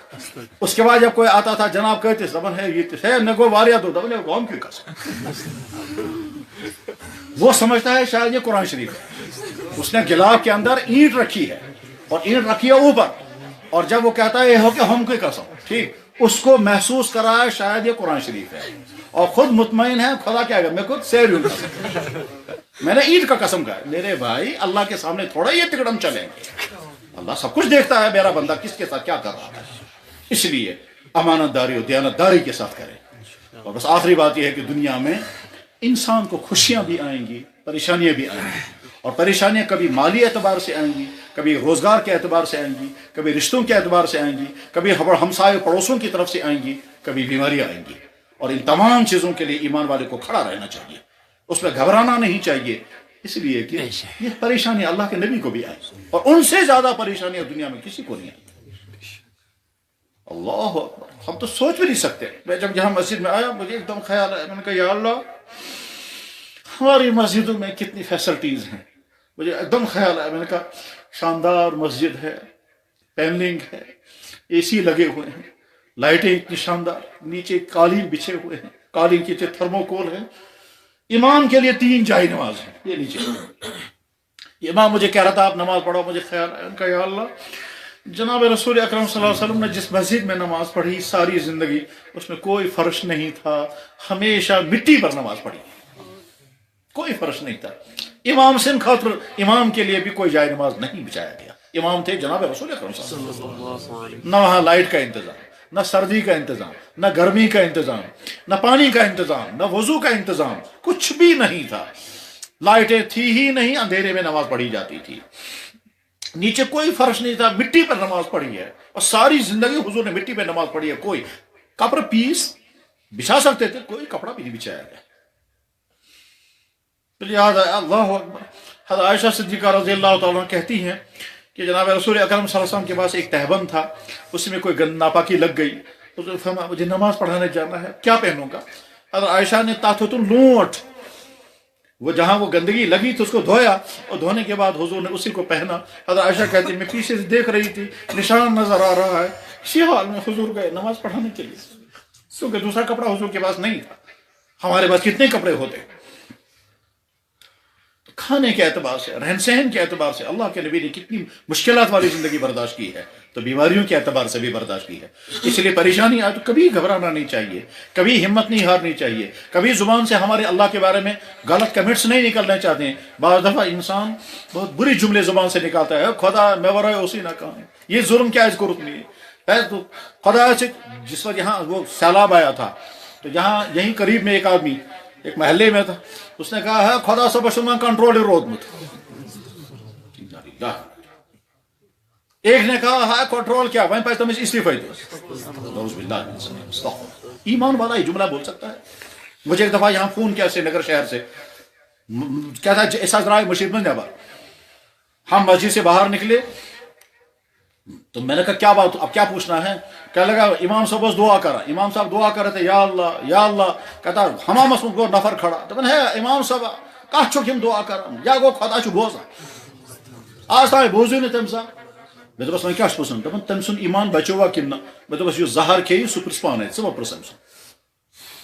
تم مت پوچھو یہ کیا کمنٹس پاس کر رہا ہے, کیا خدا صاحب کت بوزان. میرے بھائی ہرگز نہیں, اللہ سنتے ہیں اور ہر وقت سنتے ہیں. قرآن میں اللہ تعالیٰ اعلان کر کے کہتے ہیں اے میرے بندو جب تم مجھے پکارو گے میں تمہارے قریب ہوں. اتنا قریب ہمارے نبی نے ہم کو اللہ تعالیٰ بیان فرماتے ہیں میرے بندو تہند خدائن چھ پانس پہ لکھت آرڈر کورمت پنن بندن کر رحم, پنن بندن کر رحم یم وزم دعا کرو. کتب ربکم تمہارے رب نے لکھا ہے اللہ نفسی اپنی ذات پر اور رحم کرنا. من عمل منکم سوءا بجہالۃ, اگر کوئی بندہ غلطی کرے گا اس پر رحم کرنا جب وہ توبہ کرے گا. آج کا ایمان والا توبہ کرنے کو تیار نہیں ہے. چنانچہ دیکھ لیجیے امت کی اکثریت بے نمازی, امت کی اکثریت کرپشن میں, امت کے اکثر نوجوان بگڑے ہوئے ہیں, امت کی اکثر عورتیں بے پردہ ہیں, امت کے اکثر گھروں میں آمدنی مشکوک ہے. اس حال میں کہتے ہیں یا اللہ, تو اللہ کیسے سنیں گے؟ حدیث میں موجود ہے اللہ کے نبی علیہ السلام نے فرمایا جب کسی امت کے اندر اکثریت گنہگاروں کی ہوتی ہے, اور گنہگار ہی نہیں میرے بھائی کشمیر کا مولا بے انتہا خطرناک ہے. اور خطرناک اس لیے ہے کہ یہاں تو ایسے ایسے جملے اس وقت بولے جا رہے ہیں, اللہ حفاظت فرمائے, کسی بھی وقت اللہ کی طرف سے خطرناک پکڑ آ سکتی ہے. ایسے جملے پاس ہوتے ہیں یہاں کشمیر میں. ایک کالج میں ایک صاحب نے کھڑے ہو کر تقریر کرتے ہوئے کہا ہمارے نبی تھے بہت اچھے تھے مگر وہ بیکورڈ زمانے میں تھے, آج فارورڈ زمانے میں ان کا کچھ نہیں چلے. یہاں تک جب اس طرح کے جملے پاس ہونے لگے, یہاں بالکل قریب میں آپ کے کالج, اس کالج میں لڑکوں نے مجھے بتایا کہ سر یہاں ایک صاحب ہیں وہ کہتے ہیں خدا جب خدا جس کو ہم نے دیکھا ہی نہیں اس کو ہم مانیں گے کیوں. اور حضور کے بارے میں طرح طرح کے کمنٹس پاس ہوتے ہیں. اس لیے خطرناک صورتحال ہے. تو میرے بھائی اللہ تعالیٰ شانوں کا تو کرم ہے, بڑا فضل ہے. ابھی چند دنوں پہلے وہ جو نیو ایئر کا دن تھا اس دن کیا کیا ہوا ہے, کتنی شرابیں پی گئی, یہاں کے بڑے بڑے ہوٹلوں میں کتنے بدکاریاں ہوئی ہیں, اور یہاں جو وہ ٹورسٹ پیلس ہیں وہاں کیا کیا گندے کام ہوئے ہیں اس کا تو اندازہ بھی نہیں کر سکتے ہم یہاں بیٹھ کر کے مسجد کے ماحول میں. تو اس لیے یہ مت کہو اللہ سنتا نہیں ہے, یہ دیکھو پہلے کہ امت کا حال کیا ہے. چنانچہ حدیث میں اللہ کے نبی علیہ السلام نے ارشاد فرمایا, کیا فرمایا کہ جب کسی قوم کے نیک لوگ دعائیں کریں گے اللہ تعالیٰ فرمائیں گے تم دعائیں کرتے ہو ان کے لیے جنہوں نے مجھے ناراض کر رکھا ہے, ان کے حق میں تمہاری دعا میں قبول نہیں کروں گا. اپنے بارے میں مانگو گے تو میں دینے کو تیار ہوں. انہم اغضبونی, تمہیں ناراض سمجھ کر, انہوں نے مجھے ناراض کر کے رکھا. اس لیے پریشانیاں آئیں گی, ان پریشانیوں میں گھبرانا نہیں ہوتا ہے. بیماریاں آ سکتی ہیں, گھبرانا نہیں ہوتا ہے. مشکلات آ سکتی ہیں, گھبرانا نہیں ہے. اس وقت اپنے آپ کو تسلی دینی ہے. ہم جس نبی محمد رسول اللہ کو مانتے ہیں اس نبی نے اس سے زیادہ مشکلات جھیلی ہیں, کھانے کے اعتبار سے بھی, کپڑوں کے اعتبار سے بھی, آمدنی کے اعتبار سے, مکان کے اعتبار سے, ہر اعتبار سے, ظالموں کی طرف سے بھی, اپنوں کی طرف سے بھی تکلیف پہنچی. اپنوں کی طرف سے آپ نے کسی کا انتقام نہیں لیا, دکھ پہنچا اپنوں کی طرف سے بھی. اللہ, ایک مرتبہ آپ کا بہت قریب ترین رشتہ دار تھا, قریب ترین رشتہ دار, اس نے ایسی توہین کی ہے حضور نبی علیہ السلام کی. اللہ, ایک مرتبہ حضور کے داماد, وہ ابو لہب کا بیٹا تھا, وہ حضور کا داماد تھا, اس نے کھانے کعبے میں آ کر کہا محمد تو جھوٹا ہے, تیرا قرآن بھی جھوٹا ہے. اور اس کے بعد پھر اس نے پھونک اٹھایا اور حضور کے چہرے پر. کر سکتے ہیں پردہ؟ ابو لہب کے بیٹے نے یہ کیا تھا اور حضور کا داماد تھا. بعد میں وہ رشتہ کٹ گیا تھا, یعنی وہ رشتہ نہیں ہوا کیونکہ اس نے وہاں یہ بھی کہا تھا تیری بیٹی کو طلاق. بڑے فخر کے ساتھ اس نے کہا تھا. وہی بیٹی تھی وہ جن کا نکاح بعد میں حضرت عثمان غنی کے ساتھ ہوا تھا. تو نکاح ان کے ساتھ ہوا تھا, ابھی رخصتی نہیں ہوئی تھی. اس داماد نے اس طرح سے حضور کے ساتھ توہین کی ہے. تو مشکلات آ سکتی ہیں, مشکلات میں گھبرانا نہیں ہے. اس میں حوالے نمونہ ہے محمد الرسول اللہ صلی اللہ علیہ وسلم کی ذات گرامی. میں بات ختم کرتا ہوں. جناب رسول اکرم صلی اللہ علیہ وسلم نے جب حج کیا تھا اس حج میں آپ نے امت کو نصیحتیں کی, اور نصیحتوں میں امت کو الوداع بھی کہا. اور کہا بس اب اگلے سال اس میدان میں تم سے میری ملاقات نہیں ہوگی، یہ تمہارے ساتھ آخری ملاقات ہے، اگلے سال اب اس میدان میں ملاقات نہیں ہوگی۔ اس کے بعد بہت نصیحتیں کرنے کے بعد یہ بھی فرمایا کہ میں تم سے پہلے دنیا سے رخصت ہونے والا ہوں اور وہاں میں تمہارا انتظار کروں گا، خبردار میرے پاس اس حال میں مت پہنچنا کہ تمہاری وجہ سے مجھے وہاں شرمندگی اٹھانی پڑے۔ اس لیے ہمیں سوچنا ہے ہم ایسی زندگی تو نہیں گزار رہے ہیں کہ کل کو وہاں شرمندگی ہو۔ میرے بھائی، باپ کہتا ہے گبرا میرا بیٹا، میں نے بڑی محنت سے بچپن سے تجھے پالا ہے، میں نے عزت کی زندگی گزاری ہے، سارا محلہ میری عزت کرتا ہے، جس ڈپارٹمنٹ جس دفتر میں میرا کام پورا ڈپارٹمنٹ میرا نام موجود ہے، کوئی ایسی غلطی مت کرنا کہ میرا نام مٹ جائے۔ اور اس کے بعد پھر بیٹا ایسی غلطی کرے جس کی وجہ سے باپ کو تھانے میں بلایا گیا تو باپ کہتا ہے گبرا کیا کرو اس سے، اور بیٹا باپ کہتا ہے بیٹا تیری وجہ سے تو میرے چہرے کو کالک ہو گئی، سے رب کرت میں سیرسی کوشش ونان کرت میں رب سیرسی کوشش ونان سب ان خود بہتر اگر ہائے میں مکان، بس یہ جملہ اچھی طرح سے سنیں، ان خود بہتر اگر میں ہائے مکان مگر بوس باتوں سے کیا کروں تھی۔ بس ٹھیک اسی طرح سے اللہ کے نبی نے فرمایا خبردار اسی زندگی لے کر مت آنا کہ تمہاری وجہ سے مجھے وہاں گلا شکوہ آئے، یہاں تک کہ میرا چہرہ سیاہ ہو جائے۔ یہ جملہ فرمایا فلا تصودوا وجہی۔ اس لیے ایسی زندگی سے توبہ کرنی ہے اور صحیح زندگی گزارنے کا عہد کر کے اٹھیں گے انشاءاللہ انشاءاللہ انشاءاللہ۔ میرے بھائی، ہمارے قریب میں گزرے ہیں علامہ اقبال کے بارے میں نے پڑھا، یورپ میں اس نے 3 سال، یہ نوجوان لڑکوں کو کہتا ہوں، یورپ میں اس نے 3 سال گزارے ہیں اور اس یورپ کے ملحدانہ ماحول میں، یورپ کے شراب کے اور کباب کے ماحول میں، یورپ کے فاسقانہ ماحول میں اس نے اپنی جوانی کو کوئی داغ لگنے نہیں دیا۔ وجہ اللہ، اتنی کثرت سے اس نے درود پڑھا ہے کہ ایک کتاب میں لکھا ہوا 1 کروڑ درود پڑھا۔ کتاب میں لکھا ہے، میں کتاب کا نام بتا دیتا ہوں، کتاب کا نام ہے لبیک، لکھنے والے کا نام ہے ممتاز مفتی، یہاں کے بازار میں اویلیبل ہے، اس پہ لکھا۔ ایک دوسرے سکالر نے کہا کہ میرا خیال یہ ہے کہ علامہ اقبال نے 2 سے لے کر 3 کروڑ درود پڑھے تھے، کتاب میں لکھا ہے۔ جس کو ہم کہتے ہیں وہ ماڈرن انسان تھا، ماڈرن دنیا میں رہا ہے، ٹھیک اس آدمی کا حال یہ ہے، اور اخیر عمر میں ان کا حال یہ ہوگا۔ تو نور محمد ان کا نوکر رہا ہے، ڈاکٹر اقبال کا خاص نوکر تھا، اس کا نام تھا نور محمد نہیں، علی بخش۔ نور محمد ڈاکٹر اقبال کے والد کا نام ہے، ڈاکٹر اقبال کے والد کا نام ہے نور محمد، ان کے بڑے بھائی کا نام ہے عطا محمد، اس کے نوکر کا نام ہے علی بخش۔ تو علی بخش سے پوچھا گیا ڈاکٹر صاحب کا کہ آخر میں، کہنے لگا آخر میں اس کا حال یہ ہو گیا تھا کہ جب حضور کا تذکرہ آتا تھا تو ان کی آنکھوں سے آنسو جاری ہو جاتے تھے، وہ برداشت نہیں کرتے تھے۔ جب اس کو لندن تھے اور لندن سے لوگوں نے کہا سر آپ کو بہت شوق ہے مدینہ جانے کا، یہیں سے چلیں گے، کہنے لگا ہاں میں ضمن میں مدینے کا سفر نہیں کر سکتا، میں تو جب چلوں گا لاہور سے تو مدینے ہی کے ارادے سے چلوں گا، میں کسی اور کام سے آیا ہوں راستے میں مدینے سے گزرتا جاؤں، یہ میں توہین سمجھتا ہوں، یہ توہین سمجھتا ہوں۔ درا آؤ صبح بدل کام کرتا چلو یہ پیری گسو مدینہ پہ، میں اس کو توہین سمجھتا ہوں۔ پھر واپس آئے تو کئی نوابوں نے کہا ہم آپ کا انتظام کریں، کہنے لگے میں دوسروں کے پیسوں سے مدینہ جاؤں گا، میں اس کو توہین سمجھتا ہوں۔ جب اللہ میرے پاس اپنے انتظامات کر دیں گے پھر میں جاؤں گا۔ اور احتیاط اتنی تھی، ڈاکٹر اقبال وکالت کرتے تھے، وکالت کرنے میں جس کا کیس جیت گیا وہ کبھی مٹھائی کا ڈبہ لے کر آتا تھا۔ تو علامہ اقبال نے کہا جناب آپ کے ساتھ جو کمنٹس ہیں وہ فیس لینے کی ہے، مٹھائی کا ڈبہ نہیں، میں مٹھائی نہیں لے سکتا۔ وہ کہنے لگا سر ہم ٹوکرا لے کر کے آئے، پھل کا ٹوکرا اور مٹھائی لے کر کے آئے، آپ قبول کریں۔ علامہ اقبال نے سید سلمان ندوی کو خط لکھا کہ مجھے بتائیے کہ جس کا کیس جیت گیا ہو فیس اس نے دے دی، اس کے بعد اگر وہ مٹھائی کا ڈبہ لے کر کے آئے گا تو مٹھائی کا ڈبہ لینا جائز ہے، اتنی احتیاط برتتے تھے۔ اللہ جل شانہ ہم کو بھی ایسی ہی زندگی عطا فرمائے۔ وآخر دعوانا ان الحمدللہ رب العالمین برحمتک یا ارحم الراحمین۔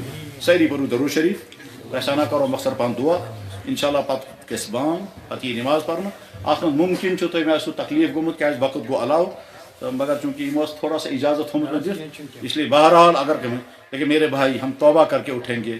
ہم نے سنا، ظاہر ہے یہ کوئی فنکشن نہیں، کوئی دعوت نہیں، ہم نے سنا تو کیوں چینج نہیں کریں گے اپنی زندگی میں؟ یقیناً ہم جب ڈاکٹر کے پاس جاتے ہیں کیا روکیں کہ اگر ڈاکٹر نے مجھے کچھ کہا تو میں ڈاکٹر نے کہا تموک چون بند پرون سے پرون تموک چن وول کری تیتی تو डॉक्टर ने कहा अचार खाना बंद, स्पाइसी बंद, पुराने से पुराना अचार खाने वाला छोड़ देगा। और डॉक्टर ने कहा जनाब आज के बाद ये चीज़ आप कभी नहीं खाएंगे, क्यों साहब तुमको किडनी में स्टोन बन गया इसलिए पालक कभी नहीं खाना। ठीक जनाब तुम्हारा शुगर हाई हो गया लिहाजा कांड कभी नहीं खाना। और अगर शुगर लेवल जो है वो इंसुलिन भी करना पड़ेगा। सारी जिंदगी के लिए इंसान फैसला करता है आज के बाद मैं गोश्त नहीं खाऊंगा, आज के बाद अचार नहीं खाऊंगा, आज के बाद ये नहीं खाऊंगा, आज के बाद वह चेंज कर लेता है। डॉक्टर ने कहा आज के बाद आप कॉटन का कपड़ा पहनेंगे, दूसरा कपड़ा नहीं पहनेंगे क्योंकि तुम्हारी स्किन में एलर्जी हो रही है। जिंदगी भर इंसान जो है वो कॉटन के कपड़े पहनता है। डॉक्टर ने कहा कि साहब डनलप का बेड नहीं रखेंगे, हार्ड बेड पर सोएंगे। जिंदगी भर इंसान हार्ड बेड पर सोता है, क्यों? सेहत। तो ठीक इसी तरह से जब अल्लाह के नबी के काम सुना, हम क्यों अपनी जिंदगी में चेंज नहीं लाएं? अपनी जिंदगी में चेंज लाएं और अच्छे से अच्छे मुसलमान बनकर, उसी में हमारी कामयाबी दुनिया और आखिरत में कामयाबी है। आखिर दावाना अल्हम्दुलिल्लाह रब्बिल आलमीन। दुरूद शरीफ शरीफ सैयदना मोहम्मद वाला आले सैयदना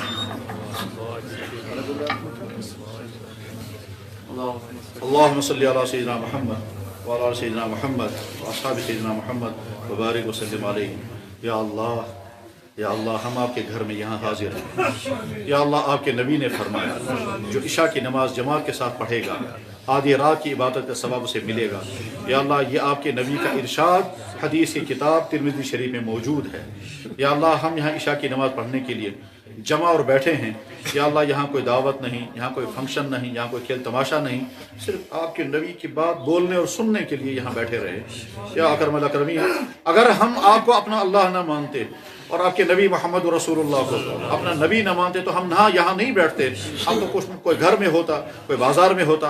यकीनन वो घरों में बाजारों में वो भी आपके मानने वाले हैं, मगर या अल्लाह हमें उनकी बात हम अपनी बात का अर्ज करते हैं। हमारे इस बैठने को आप अपने रिकॉर्ड में लिख दें कि तुम ईमान वाले हो, इसलिए कि तुम मेरी नबी की बात सुनने के लिए बैठे थे। या अल्लाह हम आपको गवाह बनाकर कहते हैं, हम आपको गवाह बनाकर कहते हैं कि आपका नबी हमारा नबी मोहम्मद रसूलुल्लाह। हम आपको गवाह बनाकर कहते हैं, हम गवाही दे रहे हैं यकीनन आप अल्लाह हैं। हम आपको गवाह बनाकर कहते हैं, हम गवाही दे रहे हैं यकीनन मोहम्मद रसूलुल्लाह आपके नबी हैं। वो रहमतुल लिल आलमीन, वो खातिमुन नबिय्यीन, वो सय्यदुल अंबिया वल मुरसलीन, जिसके पाँव के नीचे आने वाले जर्रे की आपने कसमें खाई। वो नबी मोहतरम जिनको आपने फरमाया है मेरे नबी मैं देखता हूँ जब आप सुबह को उठते हैं आप मेरी निगाहों में रहते हैं। वो नबी मोहतरम जिनके बारे में आपने सहाबा किराम के सरजनिश की है कि मेरे नबी को ईज़ा मत पहुँचाना। उस नबी की उम्मत में आपने हमको पैदा किया। हम आपको गवाह बना करके कहते हैं हम अपने आप को उनका उम्मती और उनको आपका नबी बरहक और खातिमुन नबिय्यीन और रहमतुल लिल आलमीन मानते हैं। अशहदु अल्ला इलाहा इल्लल्लाह व अशहदु अन्ना मुहम्मद रसूलुल्लाह। अल्लाहुम्मा नुशहिदुका, या अल्लाह वो नबी कैसे नबी थे। उन्होंने एक मरतबा दुआ करते हुए कहा, ए अल्लाह मैं आपको गवाह बनाता हूँ, आपके सारी मखलूक को गवाह बनाता हूँ, आपके सारे फरिश्तों को गवाह बनाता हूँ, हम अर्श उठाने वाले फरिश्तों को गवाह बनाता हूँ और मैं गवाही दे रहा हूँ आप मेरे अल्लाह हैं और मैं गवाही देता हूँ मैं आपका नबी हूँ। फिर आपके नबी ने फरमाया या अल्लाह ये गवाही मेरी तरफ से मेरे उस उम्मती के नाम अमाल में लिख दीजिए जो आज तक ऐसी गवाही न दे सका हो। या अल्लाह हुजूर की वो गवाही हमारे नाम अमाल में लिख दीजिए। अल्लाह वो गवाही हमारे नाम अमाल में लिख दीजिए, क्योंकि हुजूर ने दुआ की थी ये मेरी गवाही उस उम्मत की नाम अमाल में हो जानी चाहिए।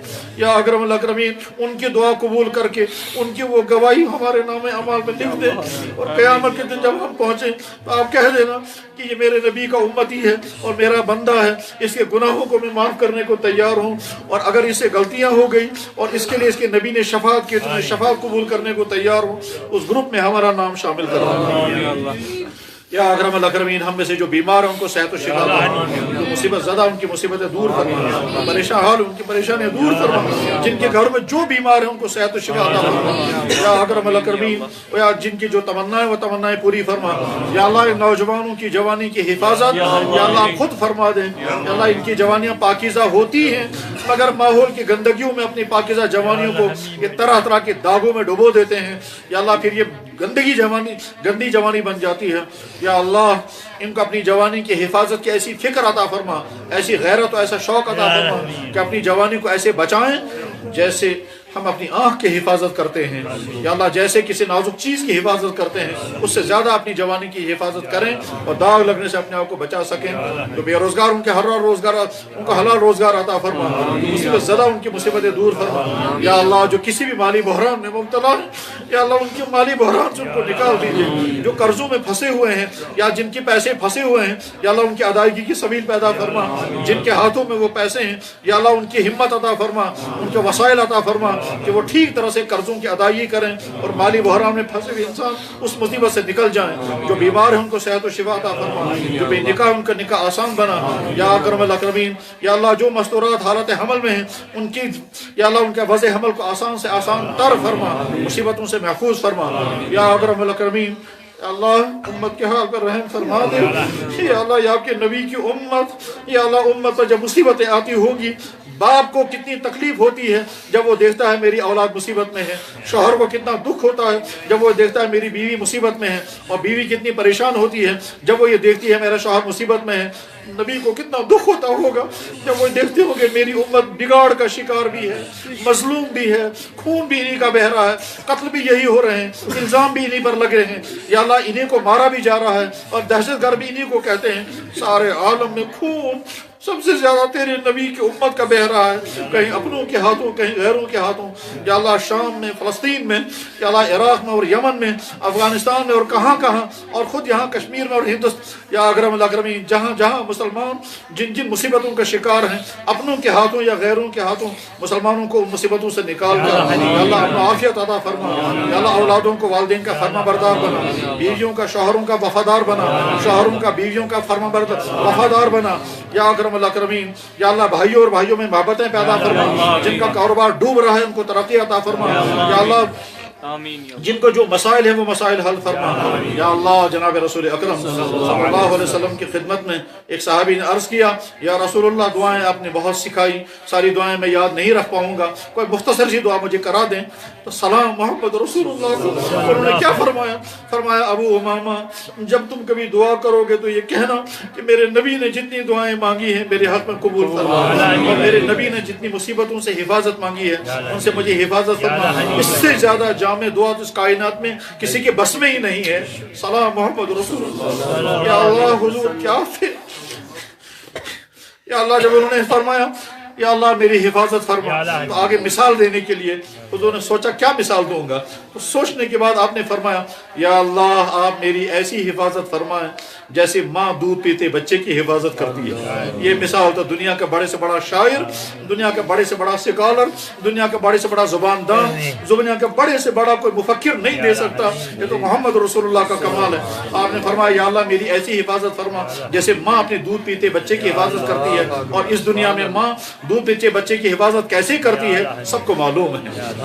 اکرم الاکرم آپ بھی ہماری ایسی حفاظت فرمائیں اور ہمارے نبی کے دعائیں ہم سب کے حکم قبول فرمائیں. کہ اللہ اس کہنے میں کوئی غلطی ہو گئی تو معاف فرما دیں. آپ کے نبی کا حق کون ادا کر سکتا ہے؟ یا اللہ ہو سکتا ہے ان کی شان عالی کے مطابق گفتگو نہ کر سکے تو معاف فرما دیں. یا اکرم الاکرمین کا حق کون ادا کر سکتا ہے؟ یا اللہ ساری کائنات کے تمام انسان بولتے رہیں لکھتے رہیں مقام محمد کو بیان نہیں کر سکتے, اس پہ کوتاہیاں غلطیاں بھی ادبیاں ہو جائیں تو معاف فرما دیں, معاف فرما دیں یا اللہ. سبحان ربک رب العزت عما یصفون.